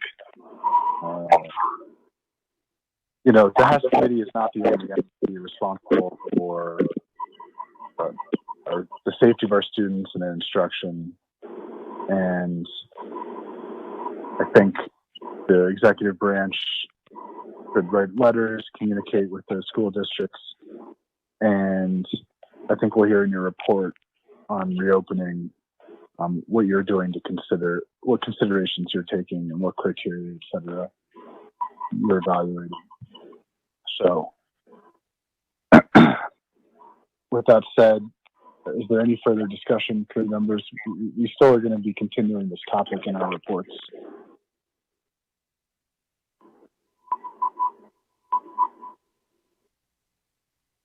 Going once, going twice, going 3 times. Mr. Mose, please proceed to a roll call vote. Yes, sir. Honorable Paul Gay Jr. Honorable Paul Gay Jr. Honorable Pernell Helona. Honorable Pernell Helona. Green. Honorable Pernell Helona votes green. Honorable Charlene So. Honorable Charlene So. Honorable Daniel E. So. Honorable Daniel. Okay, let me start all over. Honorable Paul Begay Jr. Green. Honorable Paul Begay Jr. votes green. Honorable Charlene So. Green. Honorable Charlene So votes green. Honorable Daniel E. So. Honorable Daniel green. Honorable Daniel E. So votes green. Honorable Edison J. Winika. Green. Honorable Edison J. Winika votes green. Chair, you have a vote of 5 in favor, 0 opposed. Vice Chair, 5 in favor, 0 opposed. Thank you, Mr. Mose. Thank you, Delegate Yazzie. Thank you, Mr. Larko. And all the people. Thank you, committee members, Vice Chair. Mr. Vice Chair, was that the main motion vote Yes. or the work session? We're not scheduling a work session. Okay. We would like the legislation to proceed forward to NABI and then have a work session with the WKOT committee. Back to the people. As the other Can everybody please mute their phones? Hear discussions happening in the background. Okay, moving on to receiving reports. Our first report is update report from Navajo Head Start on adjustment to COVID-19 pandemic in accordance to federal guidelines and moving ahead. Presenters, Elvira Bitsui, Assistant Superintendent, Navajo Head Start, and staff. Is everyone on the line? Yat A lag. Good morning, Yat A. Can you hear me? Can you hold for one moment? Can everyone please silence their phones? Please mute your phones. Otherwise, I'm going to have to have everyone get off the line and then call back in. Okay, it sounds like voice is left.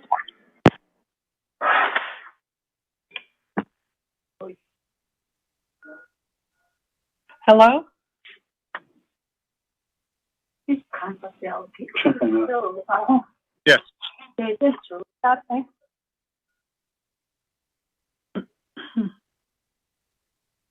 Yat A, this is Dr. Bitsui.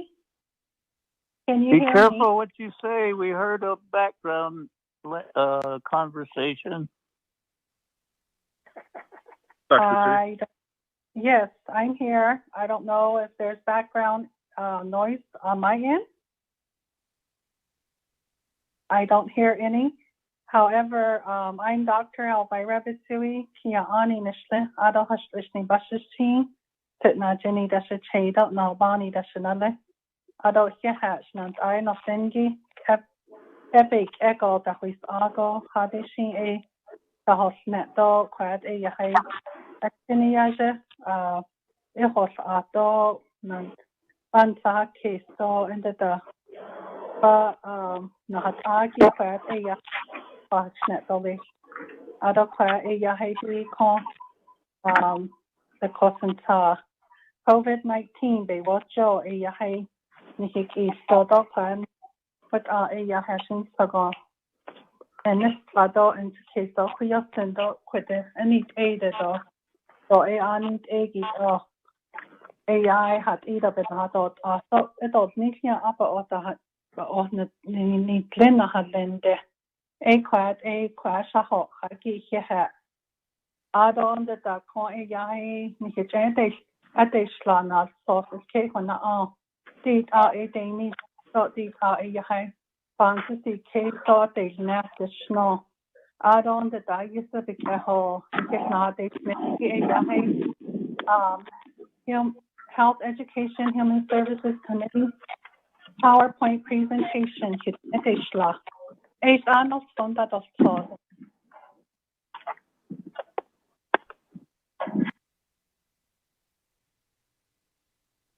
don't know yet. I'm looking.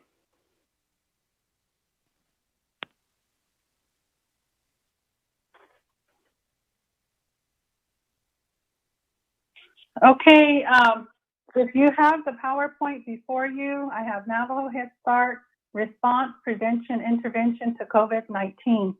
I have a slide that presents our Navajo Head Start Executive Leadership. Rolanda Billy is our Director of Educational Services, and Renee Marinito is our Director of Financial Services.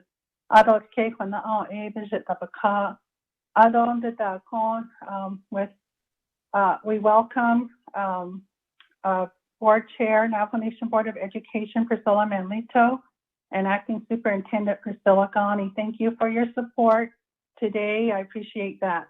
We do have information on our program in Navajo Nation. Throughout our Navajo Nation land, we have introduction and statistics.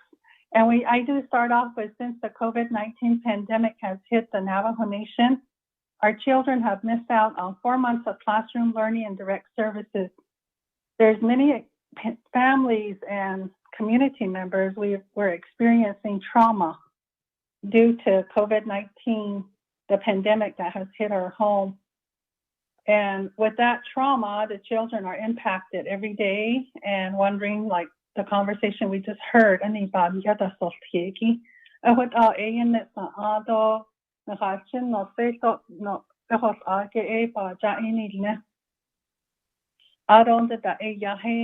Quahas Anigi A Hadan Sogo A Nihinchit has Ando Navajo Head Start A Papas Patch at the Ne Yat A Hol Chine the Kings Ka A Yahina Handa do Kato Yat Elbina de Nishto Lecho A Kut Adon the Da Akunaki A Aisa Angel Fahas and the Nenny Clinici Nihich and the Hiteki Tau We have a lot of single-parent homes.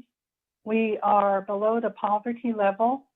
We have a lot of social economic constraints that we have to deal with. 71% of our families are from the low-income bracket. And, with these statistics,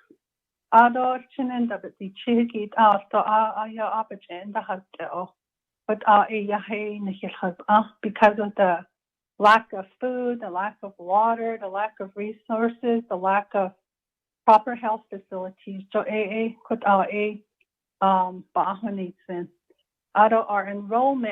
Our current enrollment is 1,350 for early Head Start and Head Start children together. Although, if you can make reference to the PowerPoint presentation, of those 1,350 students, there are in the Shiprock district 17 early Head Start children. Those are little babies, toddlers to 3-year-olds, and 187 in Shiprock. Crown Point is 265. Window Rock district is 12, and early Head Start 371 in the regular Head Start program. Chinle has 8 in the early Head Start program, 293 in the regular Head Start program. Tuba City Kayenta district, there are 237 Head Start children. So we have five regional, or actually district sites, and we've mentioned that those are aligned with the police departments and so forth, aligned with health facilities. So altogether, we have 80 Head Start centers and 5 early Head Start centers. Human resources, we have over 235 current employees. And of those employees, 12-month employees, we have 72 staff. 10-month employees is 223. And temporary, we have 1 listed for today, but we are hiring more temporary employees that will help during this time. So we also have a breakdown on slide 7 in our presentation of District 1, 2, 3, 4, and 5, and you can look at that on your own leisure, or if you want to look at it now and have questions later, that's good too. Okay, the Navajo Nation does not have broadband connectivity to connect to all homes and teachers to children, of course, to schools. This lack of broadband connectivity,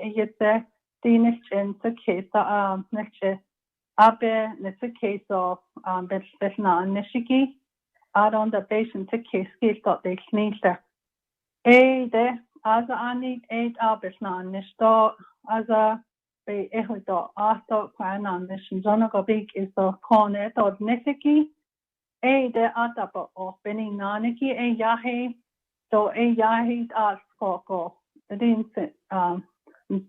the based on the case the daily to hajon ada. The broadband connectivity is currently the greatest challenge for teachers to implement a continued e-learning environment. And due to limited funding, we're unable to see our vision at this time, which is to place a laptop in the palm of every child's hand. It's only a dream now, but we want to keep working towards those goals. So with that, we did a survey. The educational staff did a survey. We've learned that only 15% of Navajo households have a computer. 22% have cellular device or telephone services. And this is all, it's in the low spectrum of our percentile rate. So with that, we know that our children are not able to fully take advantage of e-learning or technology and online learning opportunities. 24% of our students' parents do not have internet access. 37% have reported slow internet connectivity. So this is where we're at. So 69%, almost 70% have limited or no telecommunications skills. Some of the data and statistics from our educational program presents primary language questionnaires that were posed to parents. There was a set of 10 questions asked of parents. The results and outcome of this survey was that almost 77% of our parents speak English at home. Only less than 9% or less than 1% speak Navajo in their home. 20% speak Navajo and English in their home. So that is an alarming. Of course, we already know the next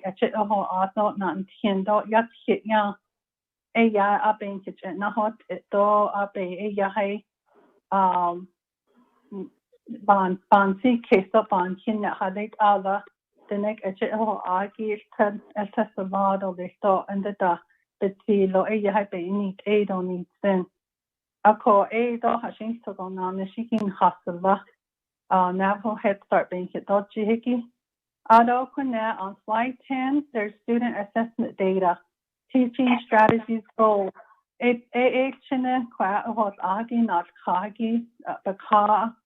We have 3 points of testing on our program for teaching and evaluation.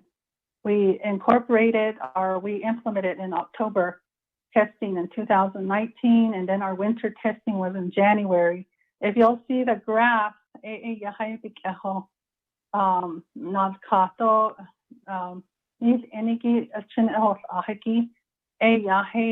they skip from the time that the children enrolled in Navajo Head Start to a time when, in midwinter or January, the students actually have shown progress. On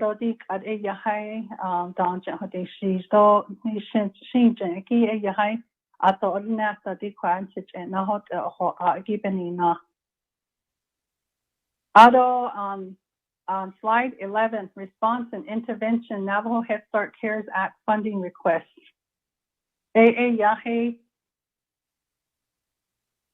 Based on Hashin Togo, Yahiti Kisti need. On arch at Nahot Egi Ben Nachet, Pon Bahaba, Bayadi, Hito, Bayada Hiki. The Navajo Head Start CARES Act proposal was developed with the health and safety of our Navajo children in mind. And all the items listed in the proposal, which went to DOTI, to OPVP, and to your attention, was that all the categories requirements as stated for expenditures would be incurred due to the public health emergency and to take measures as necessary. The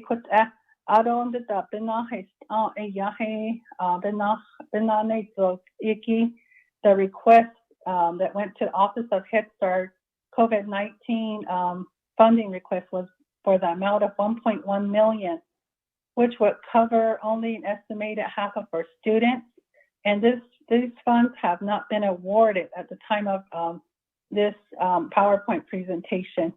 So I think that the Office of Head Start is issuing a notice of award, so we may be able to budget those funds.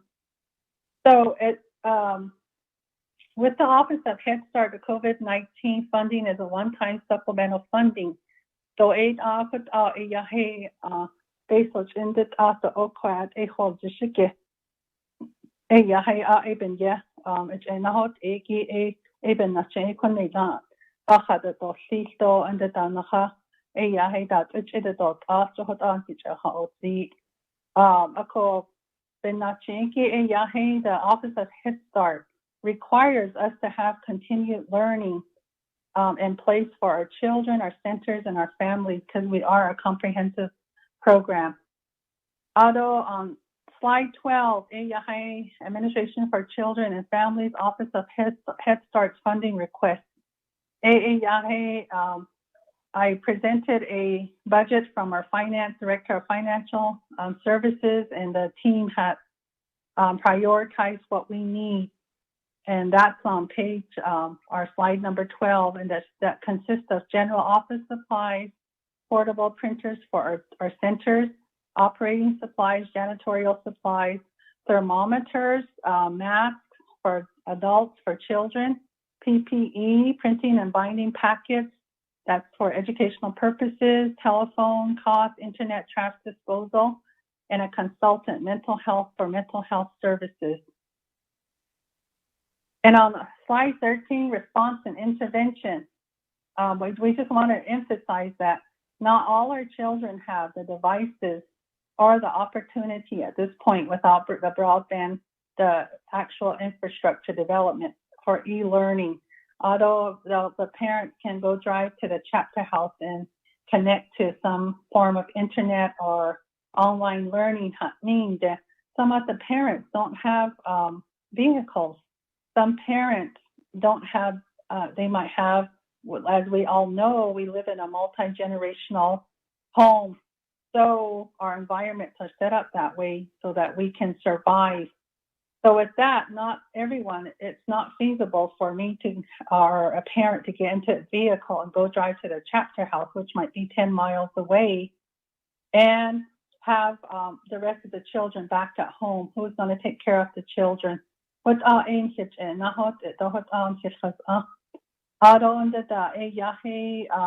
do need tablets, devices for our children and families.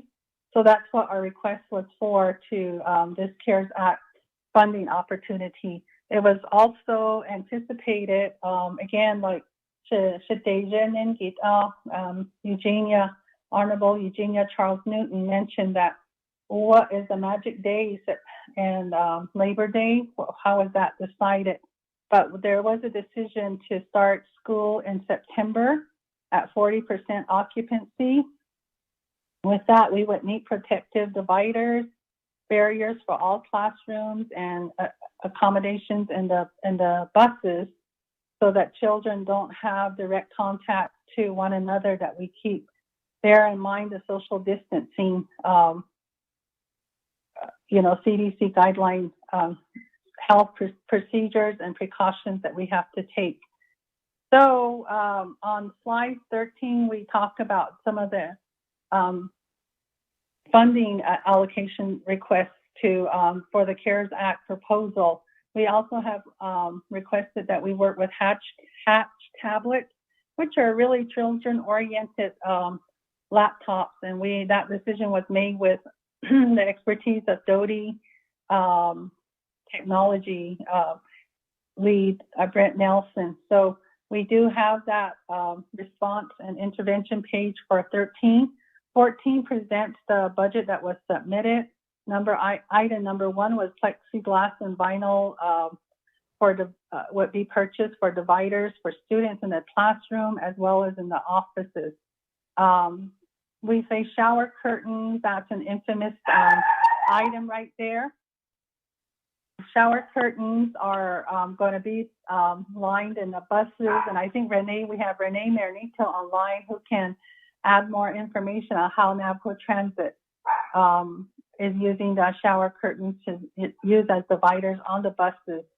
Software IT is another item we budgeted for. Again, the Hatch tablet devices, mobile Wi-Fi devices, or MiFi, whichever way they will purchase those. Air ventilation purifiers, partitions for centers, and that equates to about $5 million, a little over $5 million. The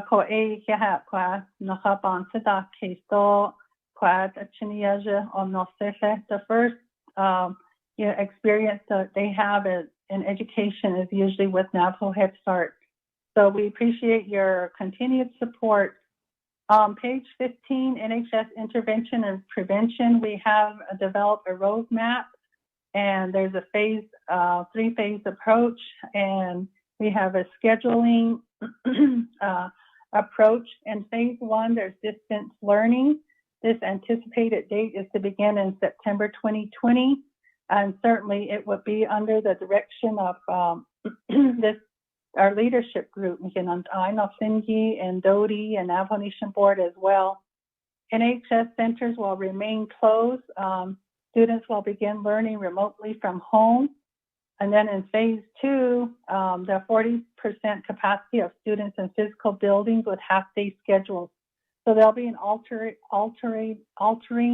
schedule with 40% of the students being in the classroom on half-day schedules. Parents will have the option to continue on e-learning. Phase 3 would be full-day capacity. And I don't know when we'll ever get there with the recent reports on COVID-19 and all. I really appreciate Mr. Largo's triage. He was able to articulate some of the scenarios that we would be faced with when we open up our schools, rather it's pre-K, rather it's Head Start, rather it's K-12 education, and also at a higher education, post-secondary education levels as well. So our learning platform for when these phases that we mentioned, phase 1, phase 2, and phase 3,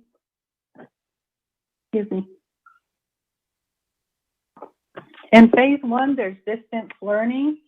Again, that's an option of giving the students the Hatch tablets or e-learning platform. And then those students who don't have internet or in remote areas will be getting educational home learning packages or packets, and those would be delivered through touchless deliveries, and as well as the care packages that we are working on delivering hopefully in the next month or so. Phase 2 hybrid model, 40% of students will attend in-class instruction 2 days out of the week, with some students in the distance learning program. Phase 3 would be, again, a full school day. Staff and students will continue using creative curriculum content. Students will continue to have the option of remaining in distance learning.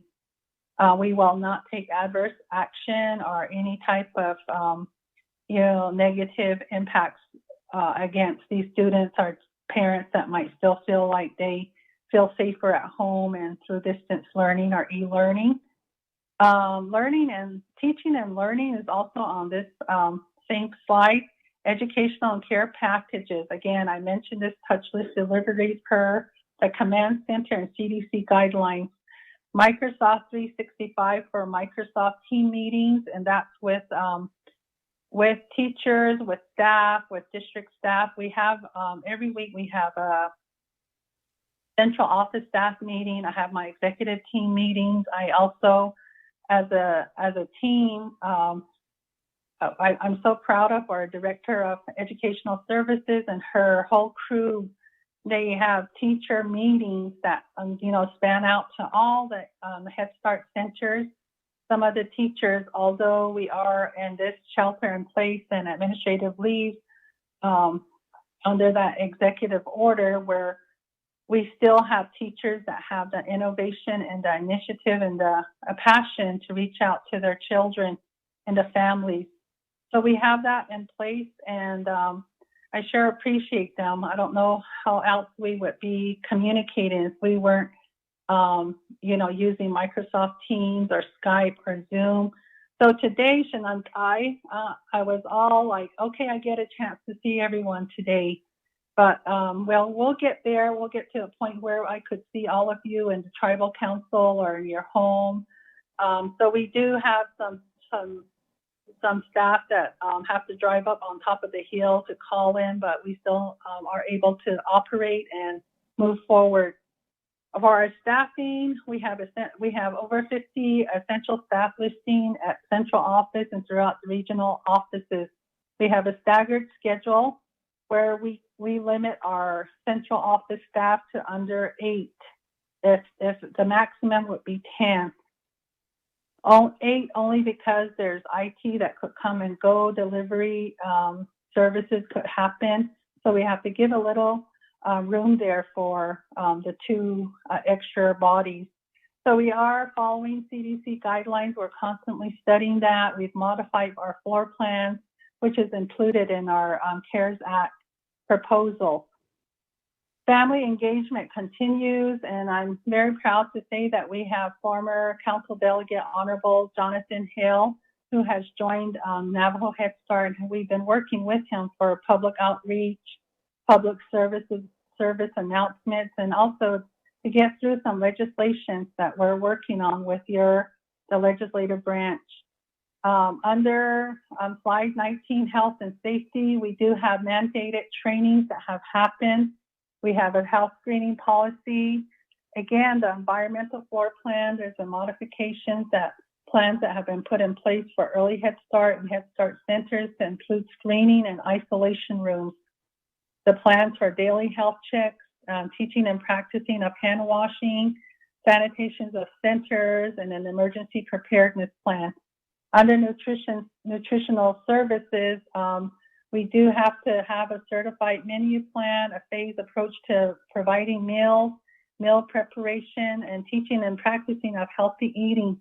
You know, it's ironically concerning and that, you know, in this pandemic, everything else is closed down except for fast food places. And that's not very healthy, and that's, you know, that contributes to a lot of the underlying health conditions that our people have, you know, diabetes, hypertension, and, you know, just, as well as resulting in just overall unhealthy eating habits. Transportation, we do have child screenings, child health screenings before they get on the bus. How are we going to fix the buses with those shower curtains? We have designated pickup and drop-off points, which we're reconsidering. I'm hoping that at some point in time, if we have a split schedule for our centers, we would be able to actually do this, you know, pickups at home. So we're still talking about that. 40% capacity according to CDC guidelines. That's what helped us make a decision on the 40% phase 2 enrollment or attendance for children.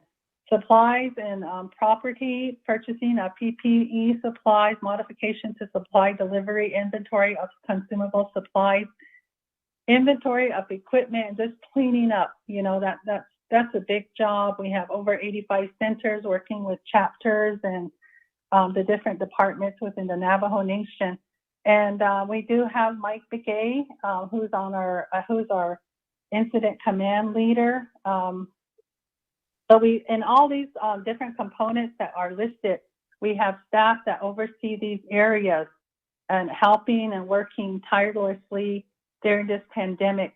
Mental health, we do have social emotional support numbers and outreach welfare calls to that we receive, and we also do as much as we can in meeting those requests. Parent and child activity calendar is in place, and like I said, some teachers have taken initiatives to reach out to children and families. Special education, we continue to do that work through virtual meetings, collaboration with community resources, First Things First, Project Launch, and Growing in Beauty. And we do have to work with the local education agency. And I know with Ms. Ghani's background in special education, we do need to improve and make our program even better in that area with starting with meeting the needs of our children and then professional development as well. Under slide 22, technology services, like I said early on, we are in direct contact with Danette Education, the Doty technology lead, Brent Nelson. We've been working with him closely. He's been taking our laptops actually and servicing them, which hasn't been done in so many years. So it really does accommodate our program in a positive manner. Expansion of network services, Microsoft 365 and Microsoft Team meetings are the best option right now. Sometimes if we are booked up in that area of connectivity, we either go with Zoom or Skype as well. So we have ongoing meetings almost every day. It's very, it's exciting, and it's also a new way of learning, new way of working. So I'm very, again, proud of our team and, you know, their ability to adjust and be flexible and be innovative is really something that I'm proud of. So we do have parent, student, and staff support for ongoing professional development. On slide 23, we do have our finances, what accounts we have and how much money we have in those accounts. We also have an overview of how we were funded at $10 million rather than, the $19 million that Office of Head Start had earmarked for us, only because of this time when we were given a 6-year extension in our program year cycle. So that's what I have for finances. On 24, we talk about reconciliations, and just last week, just the other day, Renee Marinito, who's our Director of Financial Services, she may be online, but I just feel very fortunate to have her come over to Head Start and take on the challenges that we have. And this year, Shinandai Nosingi, according to what they told me, we don't have any unmet needs. According to the audit report, we come from an audit report when we had millions of dollars in questionable costs. And today I can say proudly that we don't have any questionable costs. We do have a couple of material weaknesses that we have addressed. So I just want to say that kudos to our finance staff and the executive leadership at Head Start. Professional development, I have a slide on 25. This is a snip of the ongoing professional development through virtual sessions is what I have. So on slide 26, I can just read. Lacey, are you online? Yes, ma'am, I am. Okay, Lacey, Jack, can you please read the positive review on the last slide from Delroy Grant on behalf of our team? Yes. Yad A, members of Hex Committee, Lacey Yad Tillman and Sheikh Nanish, Ejitfetchi Nishlin, Ajini Bashishin, Kanazandashi, Kia Ani Dashinella, Akuta Sananishlan. I will be reading the last slide, number 26, positive review from OHS 7/28/20. Yad A, good afternoon, Dr. Batsui. As I discussed during our meeting today and wanting to share what I said in writing and to you and your team. Dr. Batsui, it has been a pleasure working with you and your core team, as I mentioned above. The work that all of you are doing at Navajo Nation Head Start is definitely exemplary. I commend you and your team for your hard work, commitment, and dedication to provide high quality and comprehensive Head Start services to our Navajo Nation community, family, and children, and their commitment and dedication are true testimonies that they value the work that they do to support and help our Navajo Nation children and families. Most importantly, as they are experiencing this COVID-19 pandemic, you and your team continue to make sure that our Navajo Nation Head Start children do not miss any of these very important learning and teaching. The team continues to show their individual expertise, working diligently to provide the educational services to our Navajo Nation children and families. Finally, I appreciate all the work that you have been doing for our Navajo Nation Head Start program, communities, families, and children. Please also extend my appreciation to the rest of the Navajo Nation Head Start team members, such as the teachers, paraprofessionals, bus drivers, cooks, teachers' aides, facilitators, central office team, and coordinators. Signed by Delroy G. Grant, MSW Supervisory Program Specialist for the Department of Health and Human Services Administration for Children and Families, Office of Head Start, CHAT.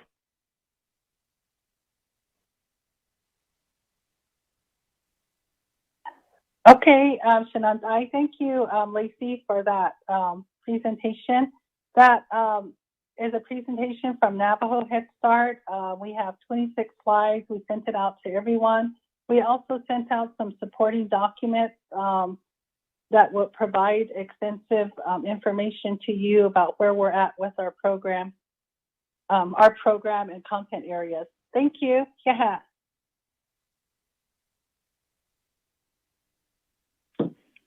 Thank you. Committee members?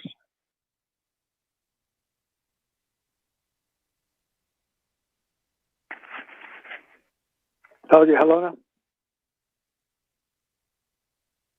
Well, actually, I think we need to establish a motion in a second, right? So, Dr. Helena, are you motioning?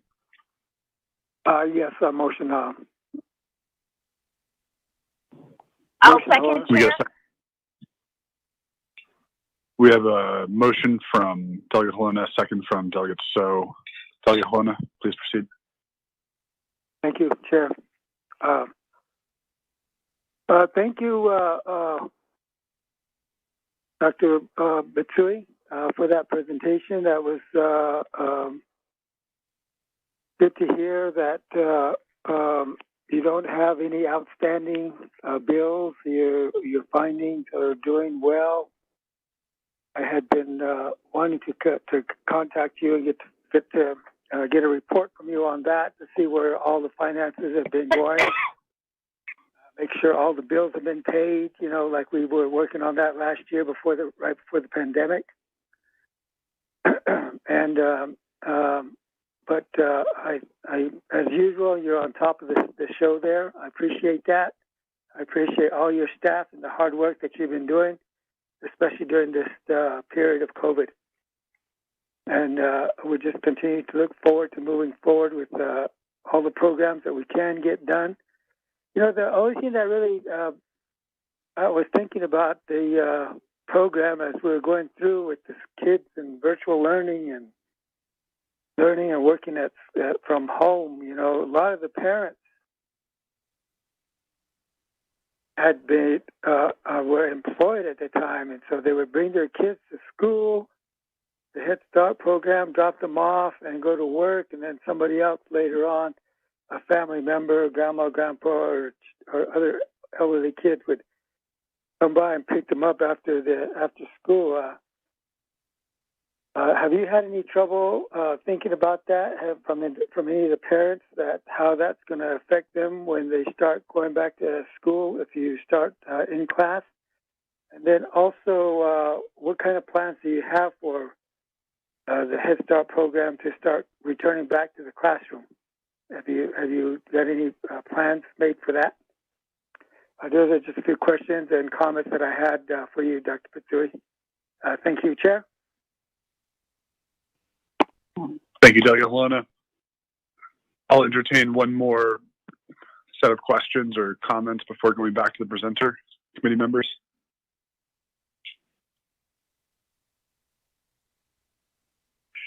Hearing none, Dr. Bitsui.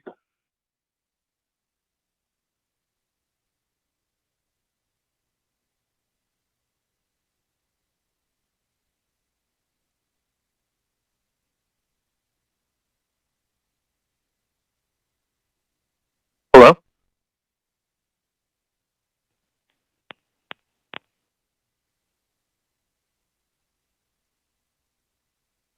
Might be on mute. Sometimes Hello, yes, this is Dr. Bitsui. Honorable Helena, thank you for.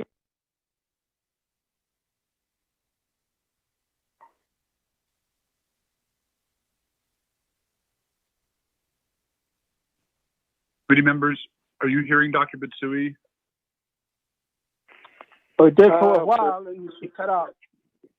Cut off again, yeah.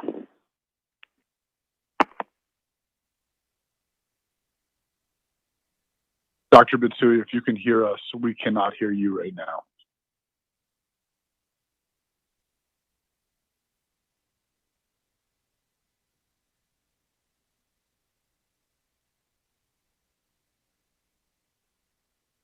Hello, yes, this is Dr. Bitsui. Can you hear me?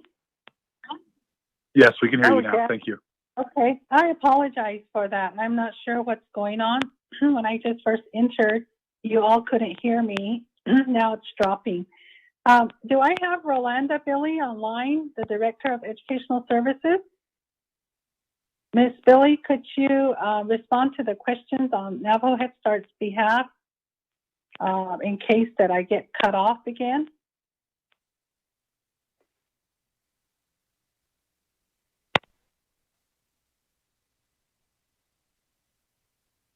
Okay, perhaps she's not online. Shitile, Honorable Helena Naiden Kidiki Eyahe you asked if how we were planning to return to the classroom or full, back to e-learning. I mentioned that we do have on slide number, let me go down, on slide 16, we have a phase 1 distance learning anticipated date to begin in September. Considering we've taken into consideration, we've been saying, okay, in July, if we have to come back and put the staff back to work, we're going to need some time to prepare the centers.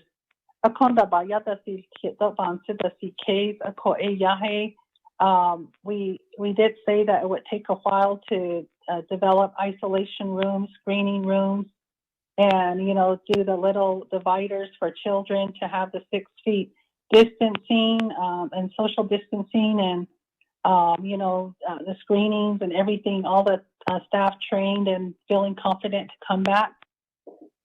We were looking at a September 2020 date, but certainly please bear in mind that we will follow the orders of the Office of the President, Office of the Superintendent from Doty, and yourselves as our leaders. The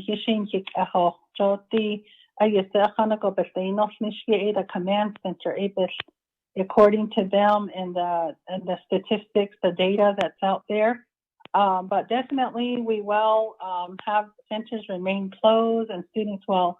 Our first phase includes student learning remotely through online learning, and that would be our first phase. The second phase, depending on the situation and the statistics and the current,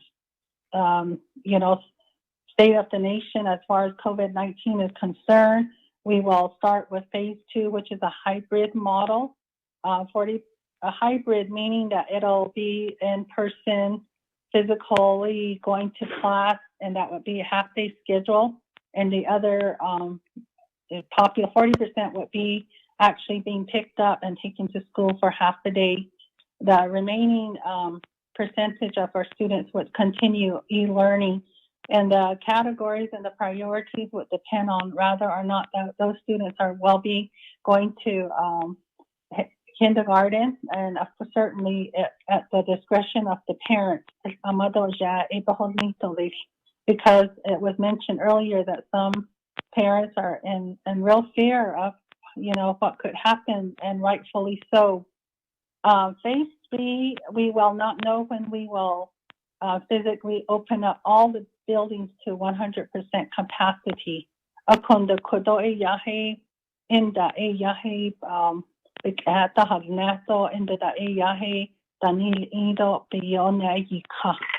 then your other question, Honorable Halona, I may need clarification on that question. If you could clarify, I would appreciate it. Are you asking if children go to school, how the parents would take that situation, or if they are going to work, the care for children? I'm sorry, Celeste, could you provide a clarifying statement or clarify the question? Yeah, I was just wanting to find out, have you heard from any of the parents as far as what they, but the working parents that go to work? Have you did any surveys with them or anything like that to see what their thinking is and how they would accept the fact of the kids to going back to school in class learning? Okay, thank you for clarification. Yes, we have conversations, and just like this morning, Mrs. Billy had to take a call with parents while we were reviewing this PowerPoint presentation. So we do have ongoing communications with parents and community members through direct phone calls or emails or on the social media platform. We are responsive to them, and a lot of them are of the same opinion that we heard early on about how I think that, it's not very safe to go back into the classroom right now. So that's why I stated earlier that depending on their situation, if they would like to keep their children at home, we have to also understand that, and they will not be part of the phase 2 40% capacity in the building. So I hope that I answered your question. Yes, that clarifies it. Thank you very much. I appreciate that. Mm-hmm. Chair? Delegate Helena, do you have any further follow-up? No, not at this time, sir. I think I'm satisfied with the report. Committee members?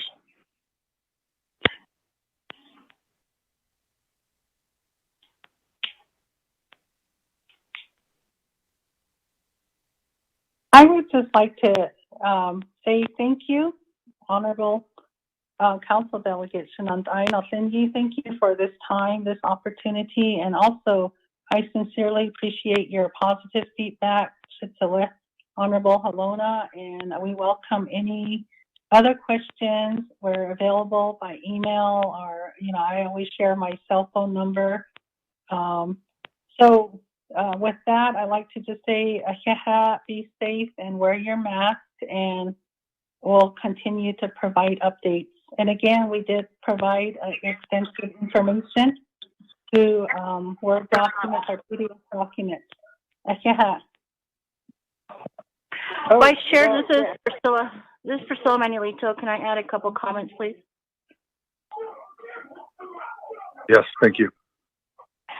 Thank you, Vice Chair, members of the HES Committee. Again, I just really want to say I appreciate the continued communication from Head Start.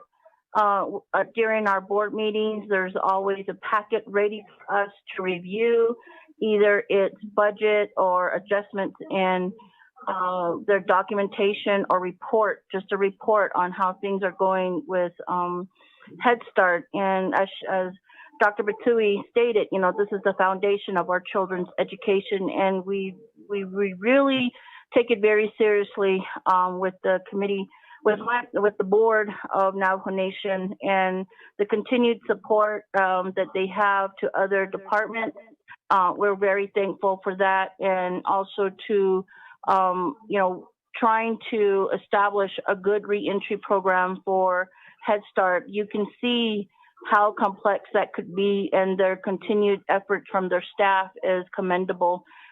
It's a big task to overtake, especially for our little learners. And I just want to say thank you for the report and continuing to stay on task of just continuing to improve their audits and their findings. I think that's one of the points that we continue to make as a Navajo Nation Board of Education.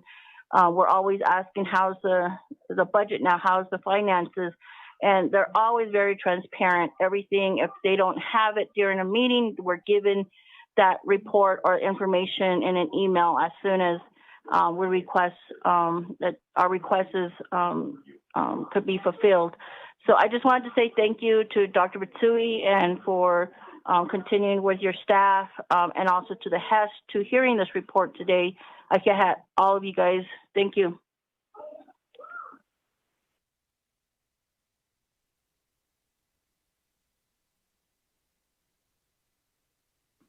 Committee members.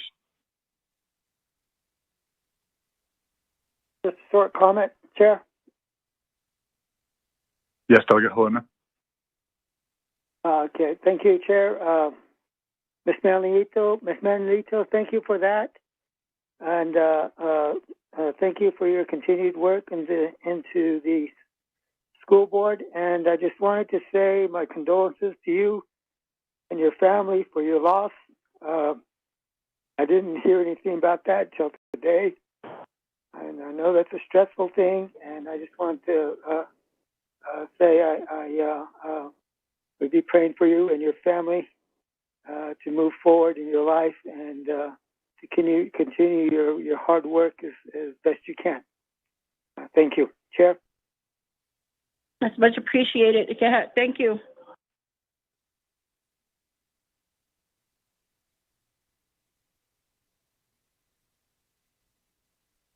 Committee members?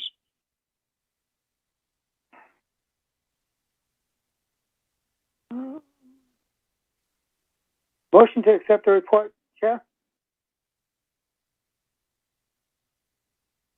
There are no other questions? And I'll go ahead and Committee second, members? Chair. Going once? Going twice? Going 3 times? Mr. Mose, can you proceed to a roll call vote? All right, sir, thank you. Honorable Paul Begay Jr. Honorable Paul Begay Jr. Honorable Pernell Halona. Green. Honorable Pernell Halona votes green. Honorable Charlene So. I vote green. Honorable Charlene So votes green. Honorable Daniel E. So. I vote green. Honorable Daniel E. So votes green. Honorable Edison J. Winika. Green. Honorable Edison J. Winika votes green. Honorable Paul Begay Jr. I vote green. Honorable Paul Begay Jr. votes green. Vice Chair, a vote of 5 in favor, 0 opposed. Thank you, Dr. Basui, for the presentation. Thank you, Mr. Mose.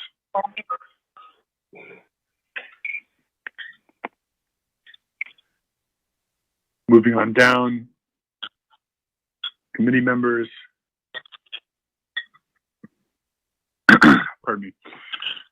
We're going to the update report from Doty regarding reopening of schools. We have Patricia Ghani, Acting Superintendent of Schools, Doty, and staff.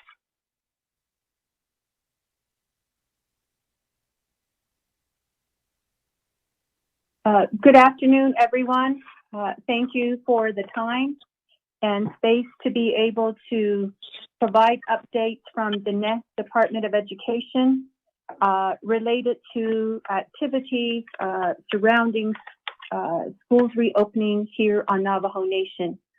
Ahead Shanad Ani Kodo Shaho Aigi Aro di Ulha Nadne Hanoben Hat Ajus Doben da Anashigi Kodo ya Bahashnet do Lahigi Do Shaho Aigi Ba here Hintengo ya addition Aro Kodo ya Shidoji Patricia Ghani ya Initiedo Touch Ijo Yede ya Nasha Ado Tanajini ya Nishle Ashin he dashe touchy ni dashe che ado thodit ni dashe nale oput ya stanin nishle ado di ya June has the da ya kuje nishika adilo acting superintendent shit ni go ya na nishin linigi shahi seed aro kodesh ya kwage tani do has twi bananishin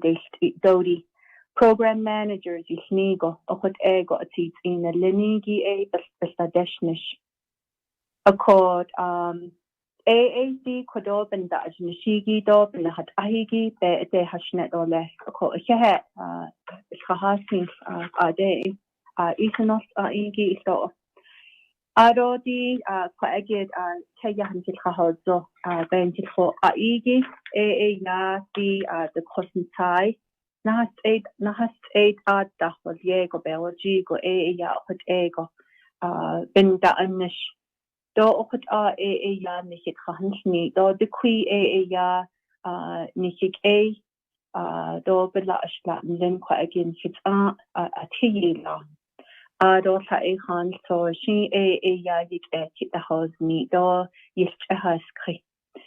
A ko kwa again nchit khalon do binni ge bokot ego ya amado je do amasando a che nalen lini hil khadaj je lini da shin khot ego binnet ndle khale ego ya banahat ala di kwa age chiniya jina ido khahat nigi Queen Vinci, Aro Nike Kodo, Okot Ego Ba Zindo, Big Echo, Okot Ego Natanish Kodo, the Net Department of Education, Kit Ninigi. Ako adalajit yad the quigo shin obaj ohodesh al qua adashnish nindo yad qua idan nantos hadaliala roadmap to reopening schools with Diego June 16th da ajit hobenda ajnish ado ya di ultrat nasko bitch quilia ultrat be abisin del nashigi qua agid nebna hasso kai ya the principal zinigi saton da haban sokesti ochot ego ya nihinahat oseto an le ultrat nas neligo nihinat anish chin halon babes isn't a hosnet do ochot ego nihinahat ose the reopening school plan wal yahigi hada do set di sato ban sokesti nigo ya ochot ego the quide shinal tos ochot ego halon qui be isn't a huilne principal leadership meetings with Diego Derek Franklin Office of the Net Accountability and Compliance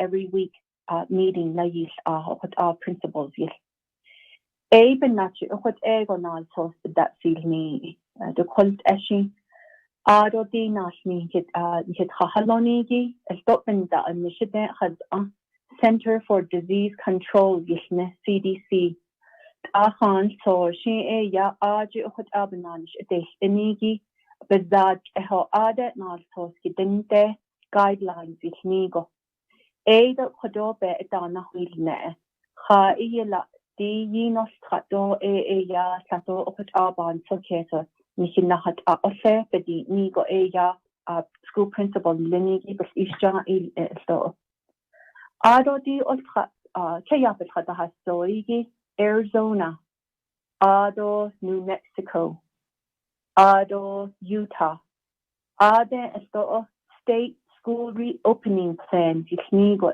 ya naltos ke hahinez de the Arizona GGA ya June 2nd ya down naltos yitni Ado New Mexico GA ya June 16th ya da Ado the Utah ya July 8th Ida opet ego naltos da isni what ego principles dan linigi bin nachin kit nihat ose to plans khada to set bedi nigo ya what hunzago horjish ado ya sto last month June ya da ya kodo President Nez Dean altos naha nastos the Arizona Governor Ducey Ado New Mexico State Governor Michelle Lujan Grisham Ado Governor Herbert from state of Utah Naltos nahabaj kundle adi nal nabe hoben nahasto executive order yisminigi din hidat de tado hidat del kad nahachin bahas tiigi benena naha big ahonos do ya naha ba opanosin bedi mi go ya kodonal tos aje ya nildo ya nas hidenet de sto okot ago ya eta ilia upon zache ko ado padeshi ya dikwigo shi ya ikil nata huilne iti ultra benahat anijigi updates yisnigo Arizona Department of Education Office of Indian Education Deborah Begay wa Diego ade kiche khanne enayil don hido kodo belikhinta huilne the need executive order hanana shenjigi the Old Navajo Nation government anadneta through August 16th hatmigo anal hanana naigi ajo be dana huilne ado sto le could you go your toha how so jigi sto New Mexico Public Education Department is Nimigi Adan is Indian Education Office or ego Bisney Nishtor Bish Hanetse. Ado Utah GA ya so RGG Hadadnit Hanet ya Arjanat the Shigi retire it's on hit don't need a need under the Arjigo Hanet Nas Adelia. Up at end the ya the San Juan County school district is Nimigi ya 7 schools quite give Navajo Nation Bakagi. RG Superintendent, Ado Principal, Lindley, Whitehorse High School. Ya, you see, but if you had it, so. Okay, ego, ya, is the weed net door, but East Janet, it is Ido, ego, Aden, his Nahan, so. Okay, ya, the Navajo Nation Government Reopening Plan, you sneak, ya, President Ned, RG. The question are the sheet in the login darkness. Ato be ilni danal tos. Upon the Hikodo Dodi Donald tos Hadilia school reopening guidelines for the Ninigi, not Kittabin Najnishkat.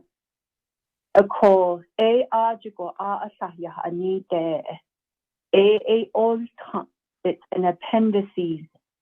Navajo Nation Government Reopening Plan is Ninigi, Ajit Nalfos, Hinalfos, all time. A copador or he senilda, Ajit Nalfos, Nas Koliago, she called Nishikodonas, whose neto is not Nalfos.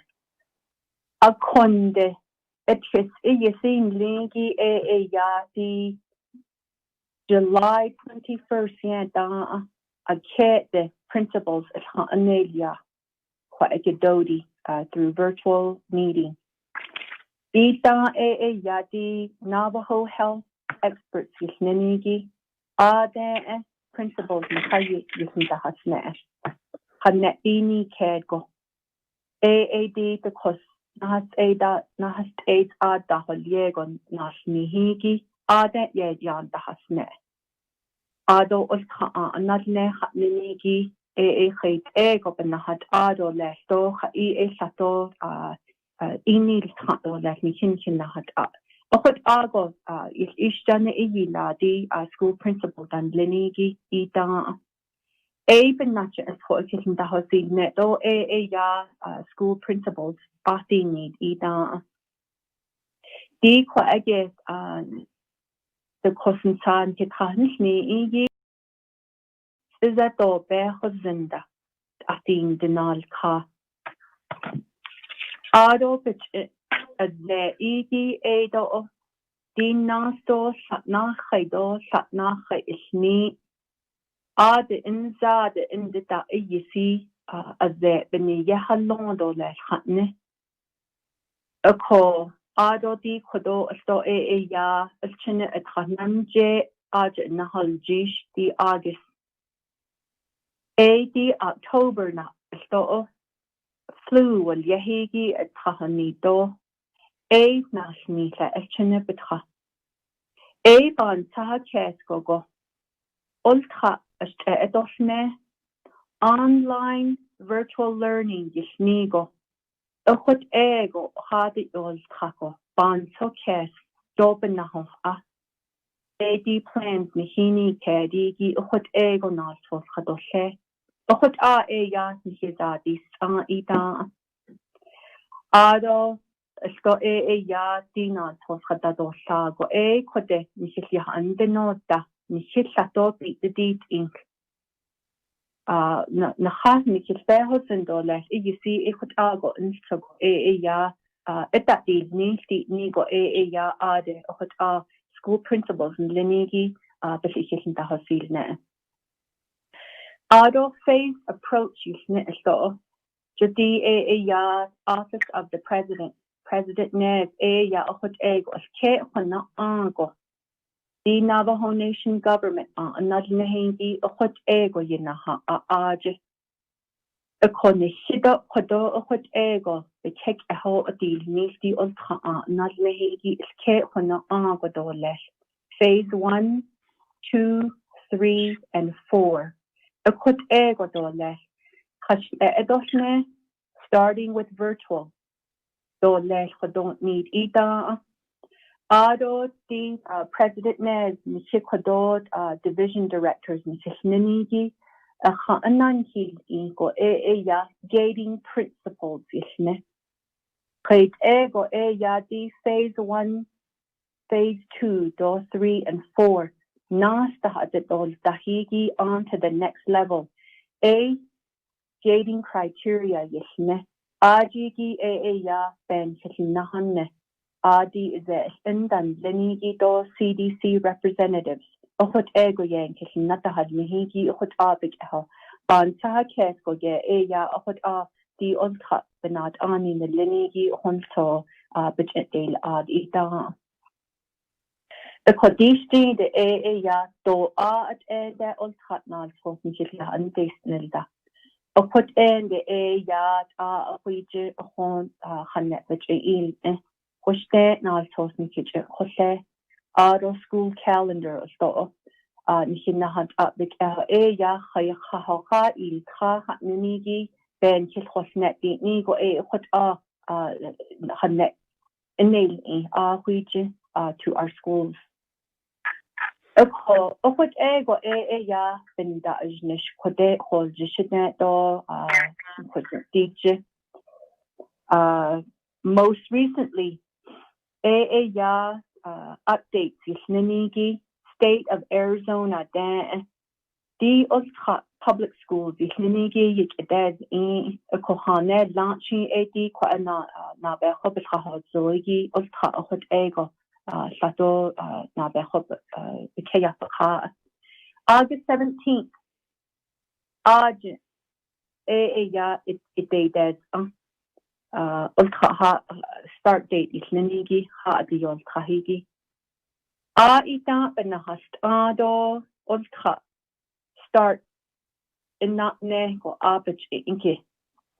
Ya, it must be online. Yisnigo Aden Hot Ego, Hane Yila.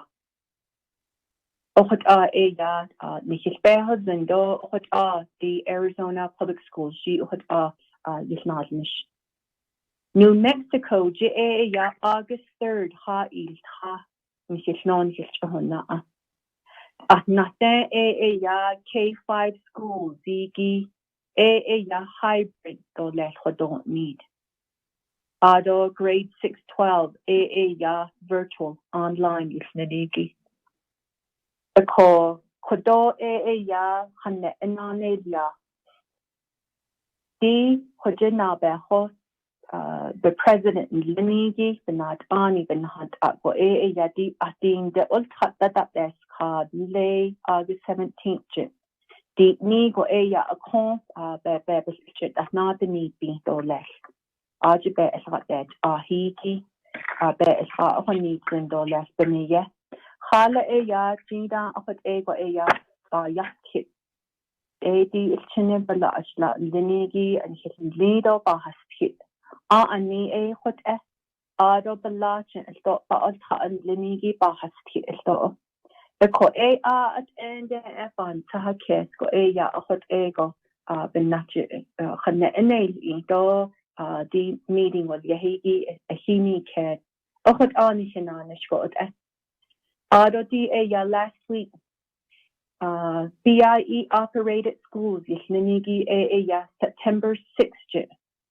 September 16th, in the Ha'i Haho Ila so. Okot ego ya as at the start date is Ninigi, Benina ya ship Kodoban Tete for shift Milido, shift a call put ego Bahuinit Ido that work session hat Ninigi. We welcome that suggestion. A call Kodo ya gating criteria Linigi ada to ancient Natahanne. A call ya di ada is Congo the COVID-19 Nihidane positive test de la igi downward trend yisne AAD Yahwani Da akut ni go na idis kid sahohas Ado testing is ninigi yadi bent on kahigi hane lado bini gahashindi as a Navajo community, Navajo people testing capacity isle. Ado ta go neigi ya hospital capacity. The intensive care unit is nisa ICU IC the nebaja in the heart a kone betin da annishle. Da Asian yadi 80% that doors belaho na kida a quagidi a kone na kidene kone ba a hayanigi. O what ego ta has on united kid. Based on those answers, AAD na phase 1, 2, 3 what ego betha. Last week, so yard possess an increase has naigi yard as of July 17th. Less than 100 by the day in the net positive go test a day less. This kid had named put end. There were a number of our people still testing positive. Don't you not ani is not yastiko, yisanil go ya asto. Din hinago kaya hao zoigi. You see the COVID-19 is ninigi, the ne ye go yen yenit. The meal do test positive, nada za no ba na hanet di hos do hao zo jigi. Eko Asia yan teke do yet at hane nilo epic AD extend non hit delia. Hanet did an hit that there ta. Ultra so odd but that there's tando less don't me. A conde shinad ani masenidi. AAD atijin his affairs and go ya. The quishin ultra. Particularly those in Arizona public schools, Ziggy, the Quishindik at Monday, Doha il Taco Ila. What end the AAYA, the virtual computers, online, DJ Ultra Igi, what ego ye Yahos what ego sa this lay Governor Ducey, do Superintendent of Public Instruction, Kathy Hoffman, Yasmindi. What ego then ultra ye yahos what ego ya nahat nle ati kwadin psychologish ado ani ya di kwadod dodi ninigi amado je nabatil kit dishni go ya kui the more than ta hwashna survey what yahidi ilia ko aji gi survey ya nani te do hindates is that amado je en lenigi ye nchilnahon ne so bezad lido alchin yot nenigi big eho aden survey ihila ya di online what yahigi is that what agot ebo haneza sha alchin do she awe banigo what analtos khaidila Did face to face and or das und hat und auch ego und igi yenalzid Asian yenache inne och ego da had now surveys and linigi kitli hanani de do di principles in linigi aji is do had yisigi netsago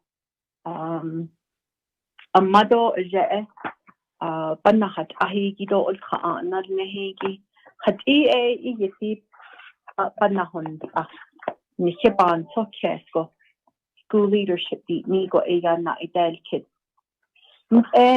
ya di la ida amado je distant learning nishiyo kid a konde di nische yisi de desko internet connectivity yisne virtual learning be akadon nishigi Yego be nahot I do einan hinsla.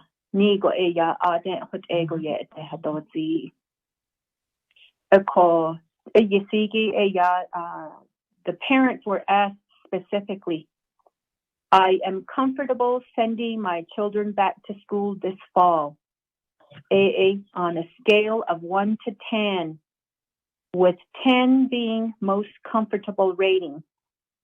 1.97 was the average response from our parents in their comfort level in sending their children back to school this fall semester. Ado na ke na the kid. The personal protective equipment chon go sha hate alban sin ke di chinin na dos tahigi no na kid. 2.58 was the aggregate in the parental response. DA said bidened nothing dopa a parents put ego survey heidi gla igi epic ehot. I'm comfortable if my children's school remains online distant learning until it is completely safe to return back to school. The aggregate for that was 8.19.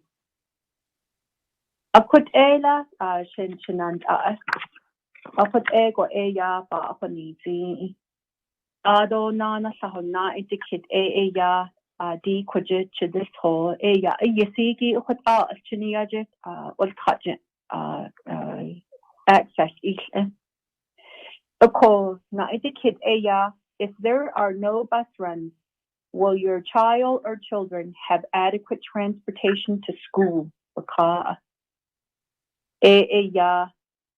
Yes, 529 parents answer lala. I don't know 271 parents la.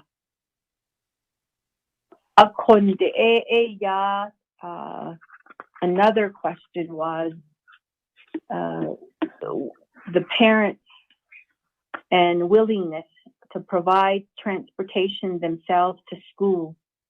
La ida ya ako ashe ol khatbo bas esnanash ashbo. Okot ego nasin for safety measures nigo okot ego ye te hadzi la.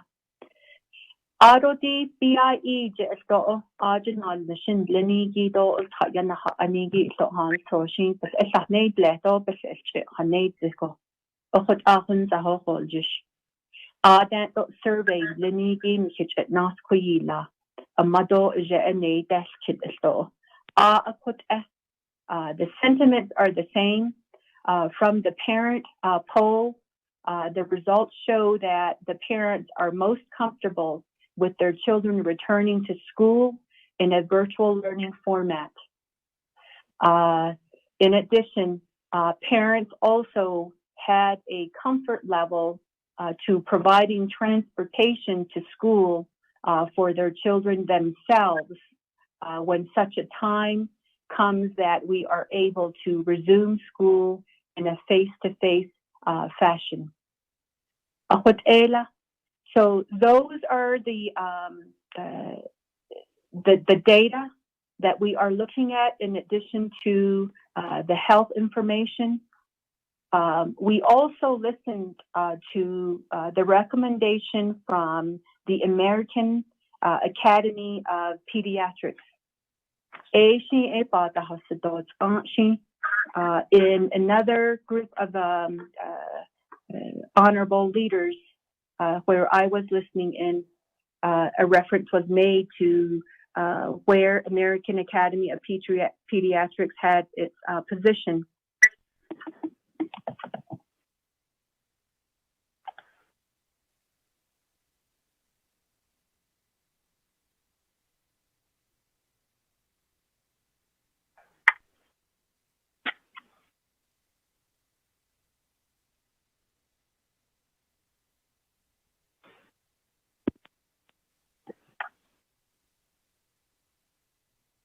Did she go on mute on us? So sorry, folks. I don't know what happened, but my phone just stopped on me, but I will be happy to continue. Thank you so very much for your understanding. As I was sharing, there was a position from the American Academy of Pediatrics that was notated, where they strongly advocate all policy considerations for the coming school year to include a goal of having students physically present in school. And they share this position on the premise of the need for children's social and emotional growth. Jadi kwa ege khut ego ni kitho a ege shi yenache khut algo yan tekes go anya ade AAD achinin lenigi ban tekes bahasti eben na ya yisi need a uhidos ahigi ya di achinin a bit al khana higi khut ego yis yalti eben nache oho at the school setting has many purposes. AAD jadi sahon sahoni sto it's linigi goshi ban sahake dot are not the holes in the haligo hot ego ya nikit na haljish okhadad okhad AAD on kat na has go chin okhad ego ye eda akhonitsin do ya akhonizin okhad ya yisi chine ben tekes khadne do okhad ohol hinachin nigo okhad go na sos linigi biketishti jonni che ya di kwa age sto na kha chine bella ashla ni nido potential ni linigi sahat go na kha chine ya japan sike it on him kinaltle so on the hipik edini ego okhot ago ya ni hinne best jo okhot ego ya di wo tahon get na has amasando a chait asato halongo okhot chiniya da benze analadan lini da okhot ego hawan has agi okhot nache da ho Ako khut aban ta ke sigi yabanina khut ul tapich has the shno ya ata hashne virtual learning khut go ben yesh dofne di kha il khahigi ya na kha achini yaje khanna di kha adi yos kha o di be ade hashne go ya shinal tos social work holongo khut go ba isha say the da ya Ako aji okhot ago na tin halone in songa ban teske khot ago yenni do khot ego khot but chiniaju but ho ago it makes sense to return to normalcy as best possible for children to continue to thrive.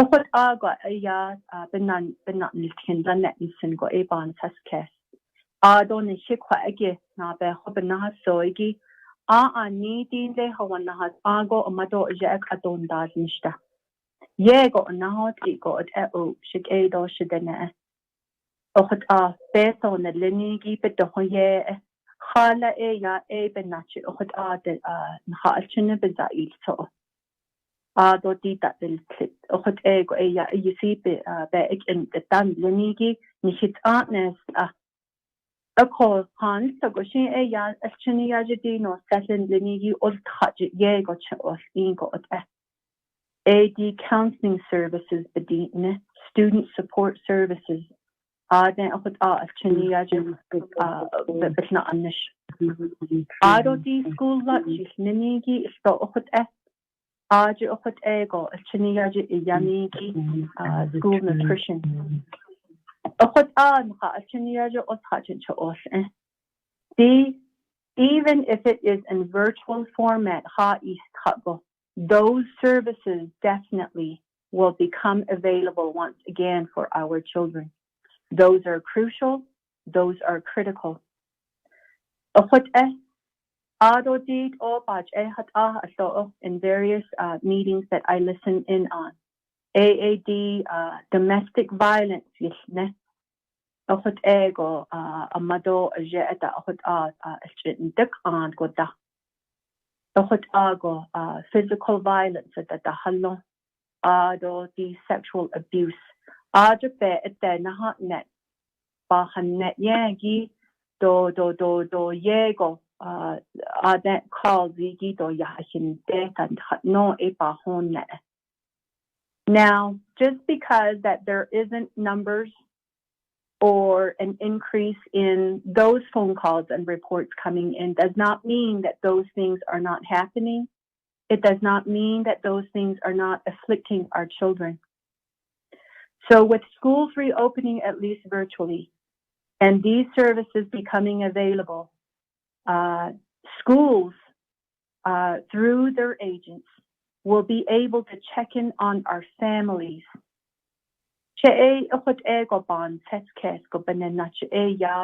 support schools having the ability to begin their services online. This, in many respects, honors the safety of our children. It also honors the safety of our workforce. Our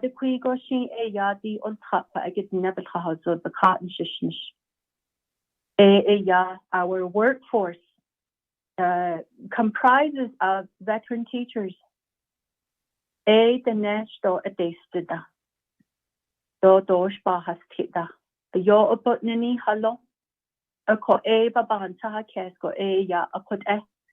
So we take all of those into consideration in our position and recommendation that schools be allowed to begin virtually.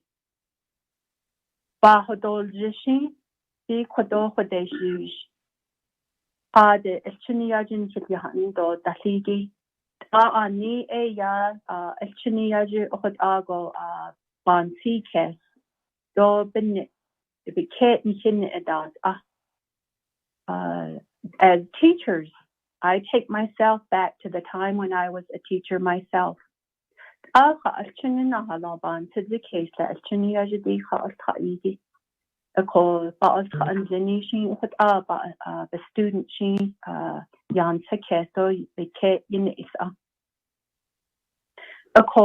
Virtual learning may not be the best.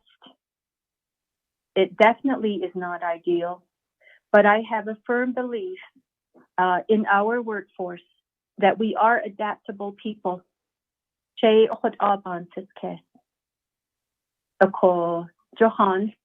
Toshi ita ila ita din washing kitat del ka lo washte it's on J ila. And I believe that schools have now some reflection that they can make as to what worked and what didn't, and what needs to be done more for adequate preparation for the start of school services for our students this fall semester. I have faith in our teaching staff that they will do what they can to make the adjustments. You see role models. In a time like this, we must show our children that we are adaptable people and that we are resilient. That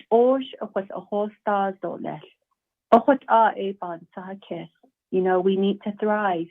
And I have firm belief that our people can.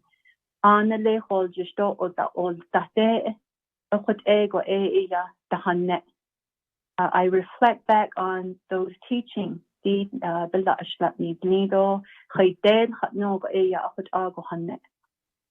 can adapt.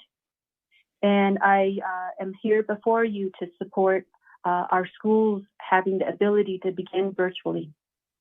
They're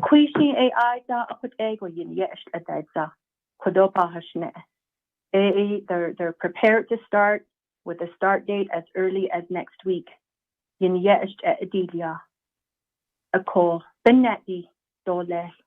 Hala di ulta linigi aji han son ha alchiniaj to inigi Ado bin na chi hot abas na anishto le. Ebony yeah hot ego ban tahakes. Ako Khalis Toshin able or the Neshli quite a bit that had Naigi upon the la upon Togo ya hot ego na ado le.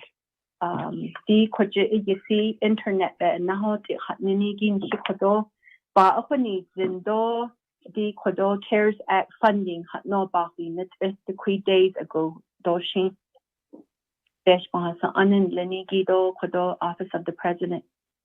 Nishi Quado Beso Yini Kadigi Behozin ye AAD Quajidodin Lenigi Hajo Ba Hahodit Edolesh infrastructure yisne.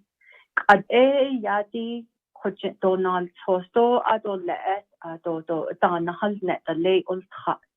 Though we don't have the infrastructure to house the data that we should have access to, readily accessible, so that we can obtain the information that we need to provide proper guidance.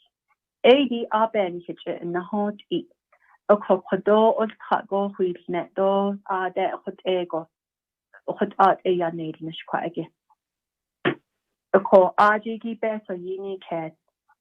Ado di amado jen lenigi business professional development and technical support isne. The online learning hanizago shin but khodesh yigi ban saha kesko amado jen quage bandani binto less virtually. This is how you access an assignment. This is how you send back an assignment. Professional development. Banate ato lesti. Di nigo ajbe so han to shiya yisoho yini ked kodo.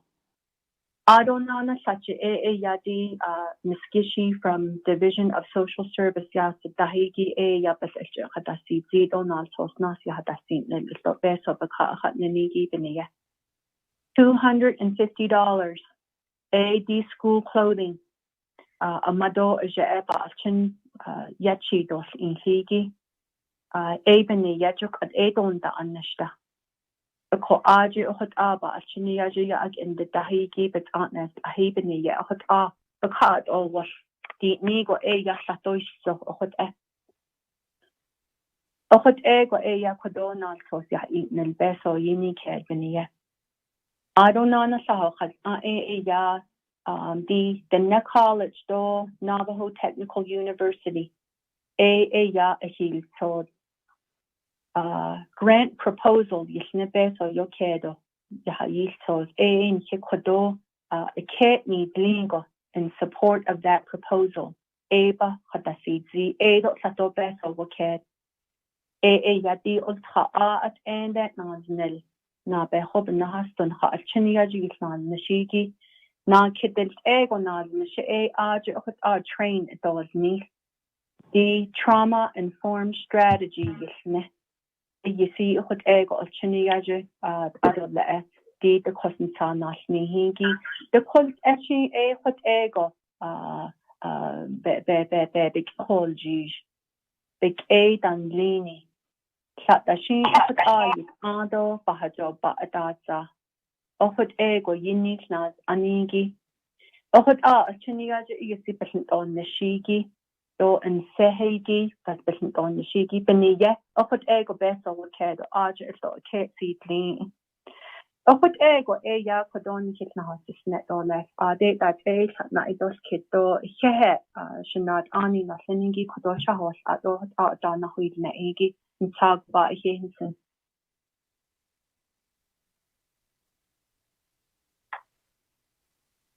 Back to you, Chair Slater.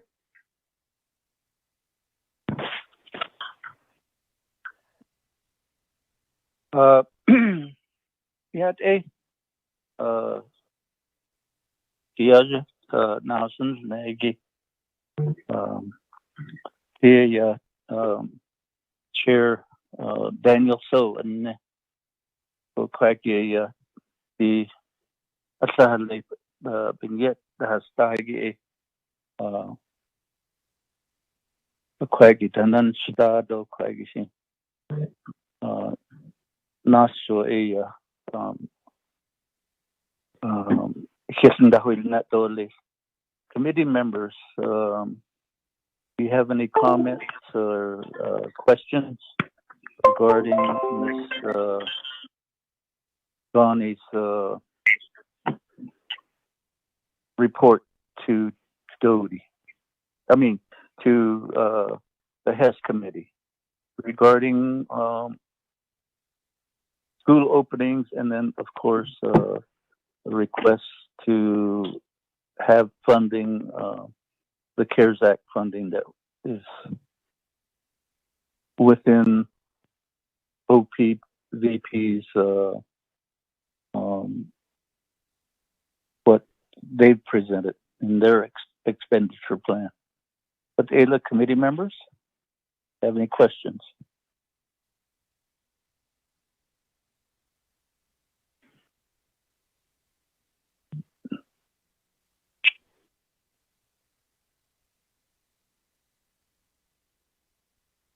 Okay, anybody else?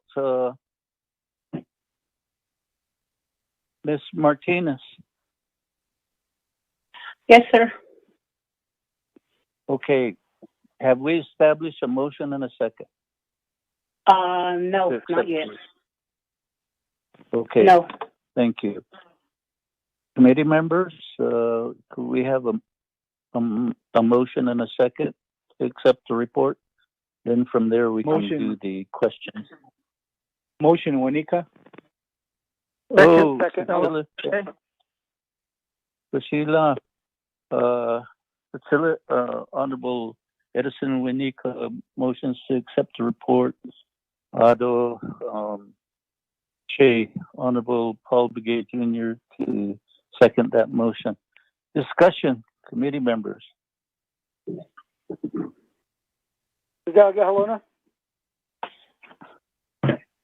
Oh, it's not us. Go ahead. You have the floor.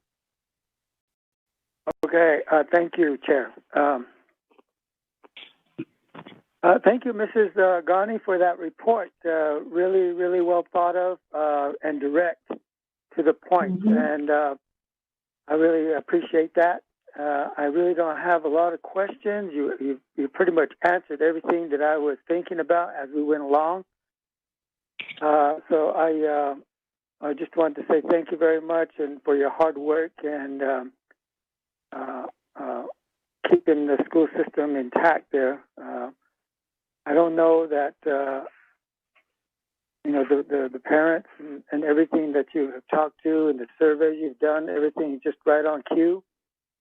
Some of those questions I had in my mind was thinking about how if they had surveyed any of them, and you brought that up, and the point about the transporting to school and the safety measures. That's another interesting point. I don't think anybody else brought that up. I really enjoyed that part.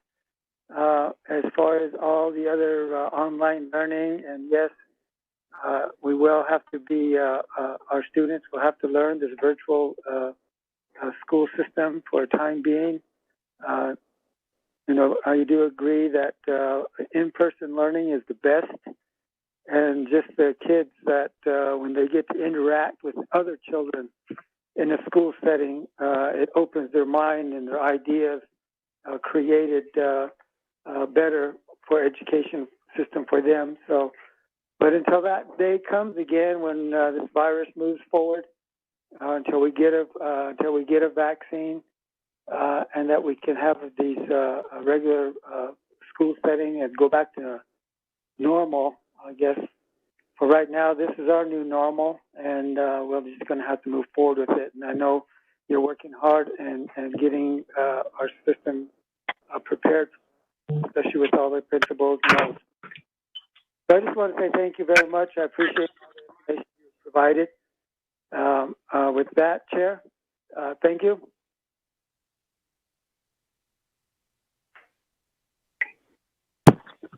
Sheila, committee members, do you have any other? Does anybody else have a question or a comment? Mr. Chairman, so this is Priscilla Manuelito. Oh, yeah, hey. Oh, Yad Shnad Ani, Yad I just wanted to make a couple of comments on Mrs. I first want to like to thank all the HESI members again, and this is a very important topic for our children, and I'm thankful that we continue to have our discussion on this and also the work session that you alluded to. I think, for so many months now, I think it was Sharon Twitachitney, board member Sharon Twitachitney, that brought this issue up and really wanted us to start the discussion. I think back in April or May, how we were going to do the reentry. And I'm so thankful for our Doty staff for picking this up and running with it and really planning and getting opinions and outputs from our constituents and our school board, our teachers, and continuing the collaboration with each of all of them. And also for ourselves as the Navajo Nation Board of Education leaders, we're the questions that you guys have and the concerns that you guys have, we've brought those concerns up and points out also as a board for education. One of the things that I know that will affect our schools, I believe you all heard of what Mr. Trump has said to some of our education systems, that he will cut funding if we don't reopen. And I think that virtually opening our schools and then working with our students, our parents, our guardians, if they do have issues like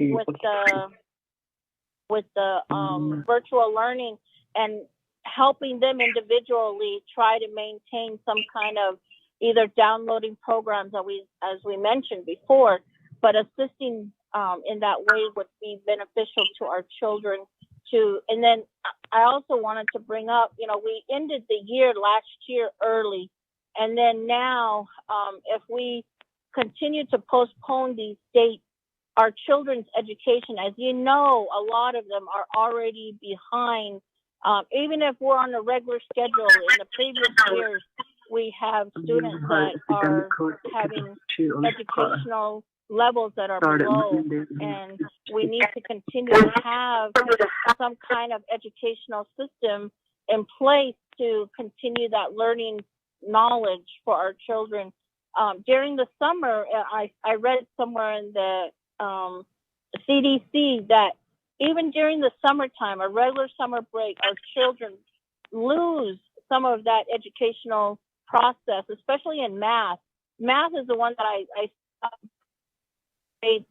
mid-school age, that they lose 50% of what they learned during the summer, and then 30% in reading.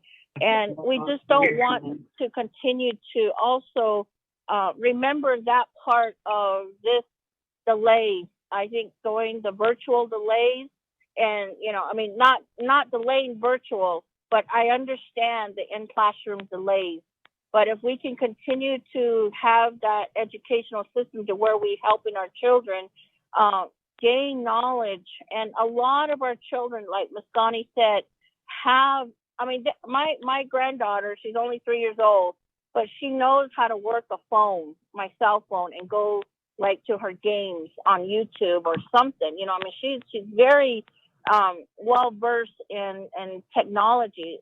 So much our children are these days, more than we are, and they'll adapt. The other thing I wanted to bring up is funding. If we do not use the funding that is allocated to our schools, they're going to lose that funding. And I don't want them to, if we do virtual online all year, we're going to have to RIF staff. And as you all know, we have school districts, and education systems are the biggest employment opportunities out there for our people. And we don't want to hurt that entity too, and we don't want to hurt our parents that work in these schools, which will also affect our children again.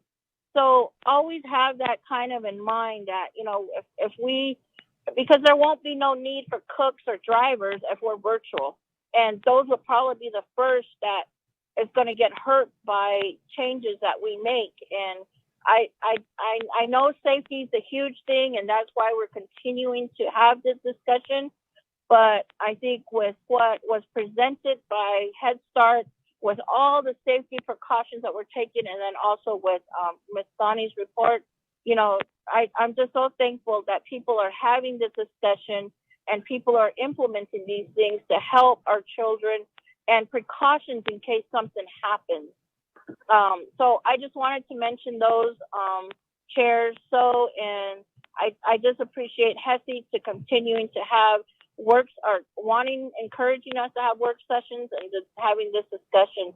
So thank you very much, Ms. Ghani, and also to Doty staff that are listening on for your dedication and to your service to our children, and also for your leadership as HESI committee members.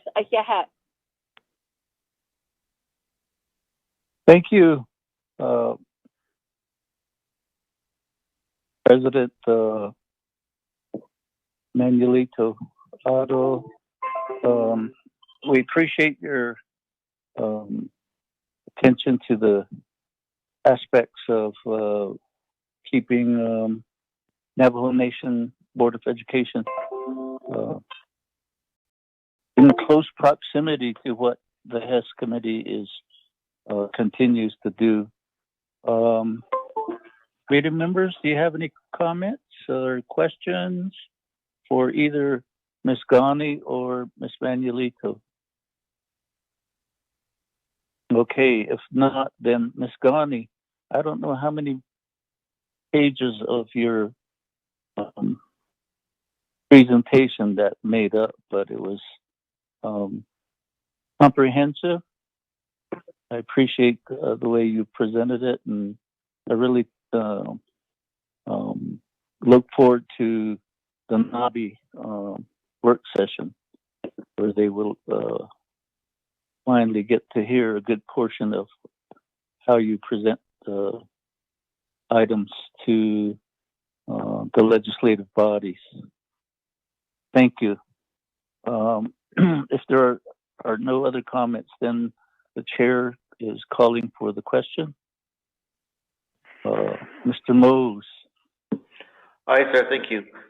Honorable Paul Begay Jr. Paul Begay votes green. Honorable Paul Begay Jr. votes green. Honorable Carl Russell Slater. Honorable Carl Russell Slater. Honorable Pernell Halona. Douglas Halona votes green. Honorable Pernell Halona votes green. Honorable Charlene So. Honorable Charlene So. Honorable Edison J. Winika. Green. Honorable Edison J. Winika votes green. Honorable Paul Begay, Honorable Carl Russell Slater. Honorable Carl Russell Slater. Jay, Mr. Mose. Yes, sir. Vice Chair Slater is momentarily excused. All right, sir. Okay. He's driving to Winderock to sign the committee report. All right, sir. Okay. Last call for. He'll be there shortly. All right, sir. Be there shortly. Last call for Honorable Charlene So. I'm present. I apologize. I got phone reception. I can barely hear you. Are you voting green or red on the report from Doty? I'm here.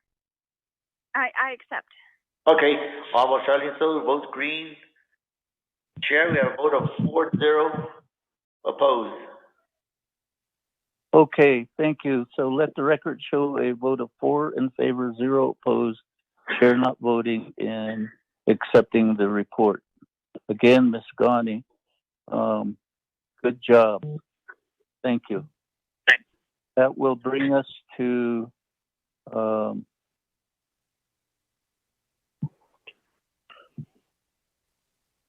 now the report from Department of Health, Navajo Department of Health,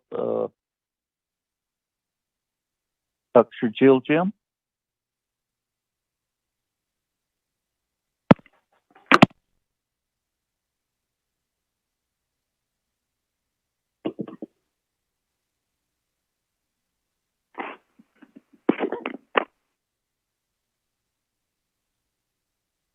Ms. Martinez. Yes, sir. You had sent a message to Dr. Jim to appear before the committee to update the committee on the CARES Act request. She was sent an agenda, and she responded this morning at 10:27, and she requested the call-in number, and I have not heard from her after 10:27 a.m. this morning.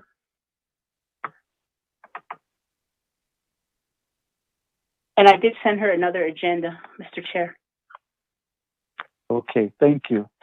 Committee members, how do you wish to proceed?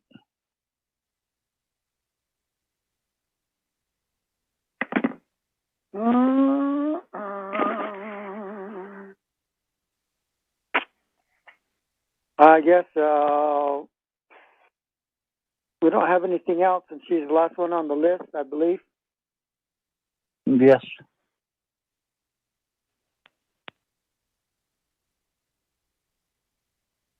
I sent her a text too. I don't know if she hadn't responded yet, so she probably is busy.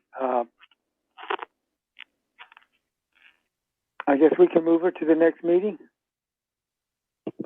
Okay. Second that motion. Okay. We'll just by the fact that she didn't appear at this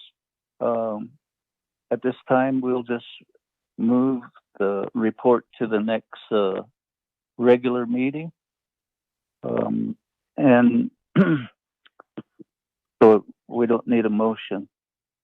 So that takes us to old business, there being none, new business, there being none, and then goes to number 8, close of meeting, announcements, and adjournment.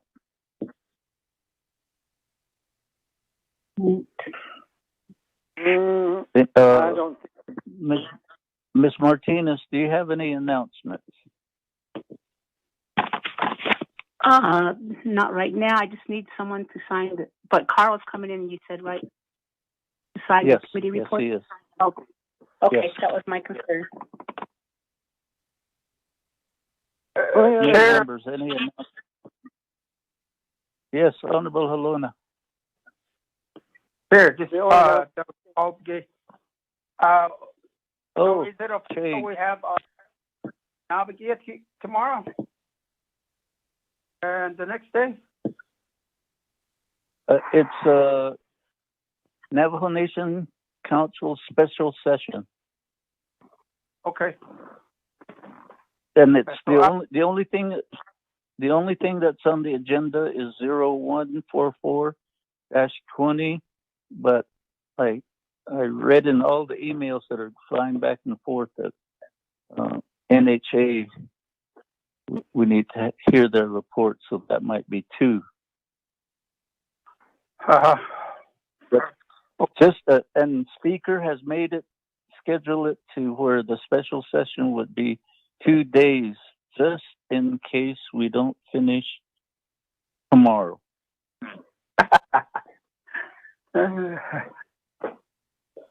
Just in case. We already got the funds already used all up. There's nothing left to add on, I guess. Well, the thing that Ms. Martinez. Sorry, Mr. Chair. Just a reminder to inform Speaker Damon about the Navi work session as soon as he can schedule at your level, sir. Yes, I'll talk with him. I guess the only other thing is Governor Michelle Lujan Grissom convened a tribal leaders teleconference this morning.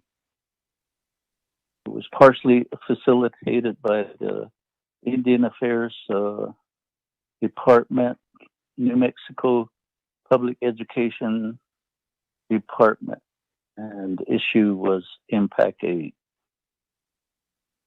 As you recall, our committee and NABI passed the legislation to request the governor and New Mexico PED not to appeal the Impact Aid decision. So, in all the other 22 pueblos and tribes and nations, they also had done the same thing. So this call this morning was regarding if everybody was still of that same position. And the New Mexico Public Education Department's secretary, Brian Stewart, basically told the tribal leaders that they are going to appeal to the U.S. Department of Education. So it was pretty contentious. A lot of, Governor Brian Valle from Acoma basically says, we lost trust in you, to the governor. So, she jumped ship on like us.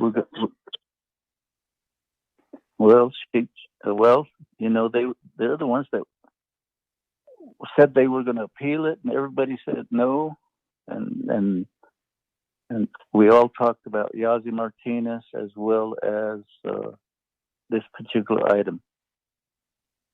And the main thing that Governor Valle was talked about is within the laws of the state of New Mexico, there's the Tribal Collaboration Act, and that means tribal consultation. We want to request a series of tribal consultation meetings. So that may start as soon as next week. The other is,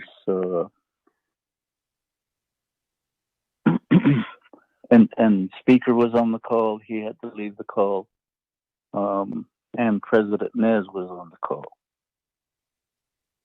I think at some point in time, we're going to have to regroup to get emergency legislation to basically request the U.S. Department of Education to maintain their position. The other is another one that we started here is the Indian Managed Care Entity. And the Secretary of Human Services they're giving us roadblocks. And again, Speaker and myself and Mark Freeland was on that call. Honorable Slater didn't make that call. So there's a draft letter going, and Speaker's going to review it, and Ms. Bobroff is also going to review it. And at some point in time, we'll bring that issue to test, probably in the executive session, to talk about that. Those are the things that have occurred this morning. So as I text Slater and Helena, Man, I was already on 2 calls, and that's how come I had Honorable Slater preside as much as he could until I caught my breath. So that's the way we're going forward. And if one of these items we need to convene for a special committee meeting, I'm thinking either Monday or Tuesday, and even into Wednesday of next week to address these items. And I guess just keep that in mind. With AILA committee members, that would be a short update of how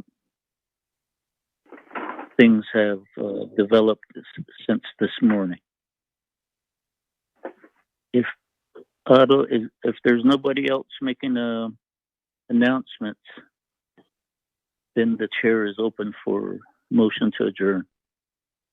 Thank you, Chair, for that update. Appreciate that. I do have one announcement that I would like to make. I keep forgetting to bring this up. I just want to, okay, thank you. I just want to, committee members, and you can pass this word on to the other delegates. Crow Nation up in Montana called down here to Intech. They wanted to meet with Intech, and the deal, I don't know exactly what they wanted to, what kind of offer they wanted to make with Intech, but Intech called us and informed us, the shareholders, that there was some sort of a deal brewing, that they were going to make some sort of an offer. So, but Intech had not got any specifics on it yet. So I just want everybody to know that some sort of deal is brewing up there. I don't know what the Crow Nation is going to do and offer. I just want to put that out there right now, since the last time when the mines were purchased, everybody was all riled up about it. So I wanted to make sure that everybody knows that this is happening. Intech said they have not, they don't know exactly what kind of deal they want to make, but they were going to come down and meet with Intech to do some sort of an offer deal. I'm not sure. It probably has to do with some coal, maybe. But that's on the horizon. I just want to make sure that I got that out there right now, so we all know that it's happening. And Intech said they would, after the meeting with Crow Nation, with them, they would provide additional information on what kind of offer that Crow Nation is trying to make with Intech. Thank you. Motion to adjourn. Okay, thank you. Delegate James. Hey. Che. Che. Ado Hesse Committee. I just wanted to thank you for providing those reports. And my reason of logging on was to listen to the reopening plans of Doty. So is there a possibility that you can send the email the plans, have your advisor, your staff email the plan? Ada, yeah, other than that, thank you, and thanks for allowing me to listen in. Yeah. Hello, yes, and then what? Mr. Chair, go ahead. Mr. Chair, there was no written report submitted by Doty for this report. Okay. But it was comprehensive, and I guess, email her back to see if she could provide a written aspect. Che, what the committee did with legislation 0159-20 we approved it as is, no amendments, with the request to have a NABI work session. Because there was this concern that 0159 was drafted with just New Mexico in mind. But because of all the comments and inclusion of other delegates on their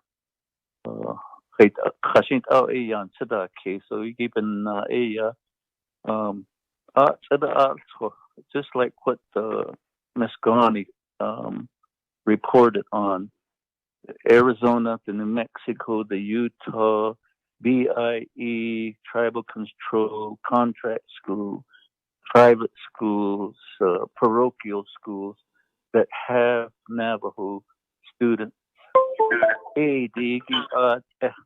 Let's ask them to do delayed learning.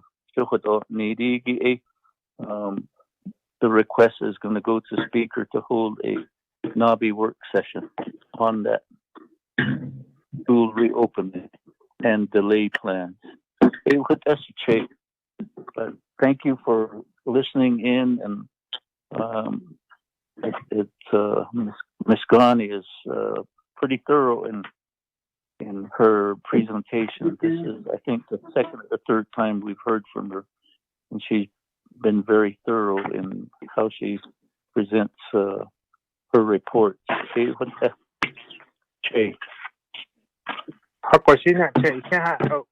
Thank you. Oh, Priscilla. Okay, committee members.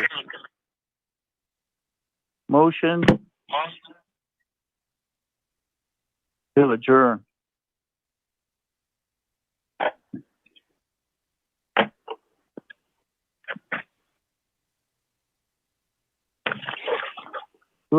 Do I have a motion to adjourn?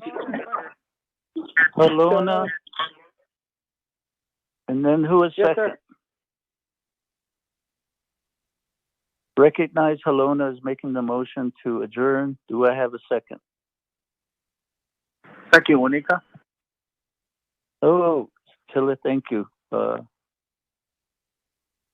We have a motion and a second by Honorable Wanika.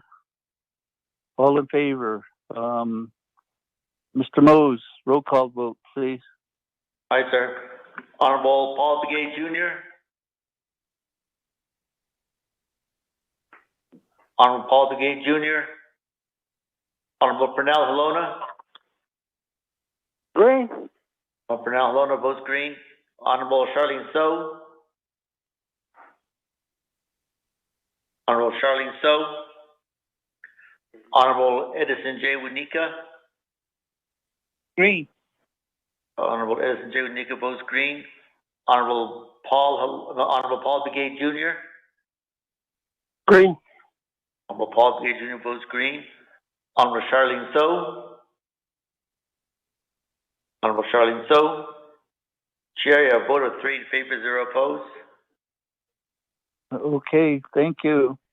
3 in favor, 0 opposed, chair not voting. We are adjourned. And if there's a need for a special meeting, I'll either text you or email you. With AILA committee members. Thank you. Stay safe. Wear your mask. Leonard Mose. Yes. Leonard. No. I'm gonna email you the committee report and have Honorable Vice Chair sign, and then All I'll right. stop by later. Okay, I'm sending it now. Okay, thank you. Okay, Priscilla. Staff, have a safe day too. Go on that.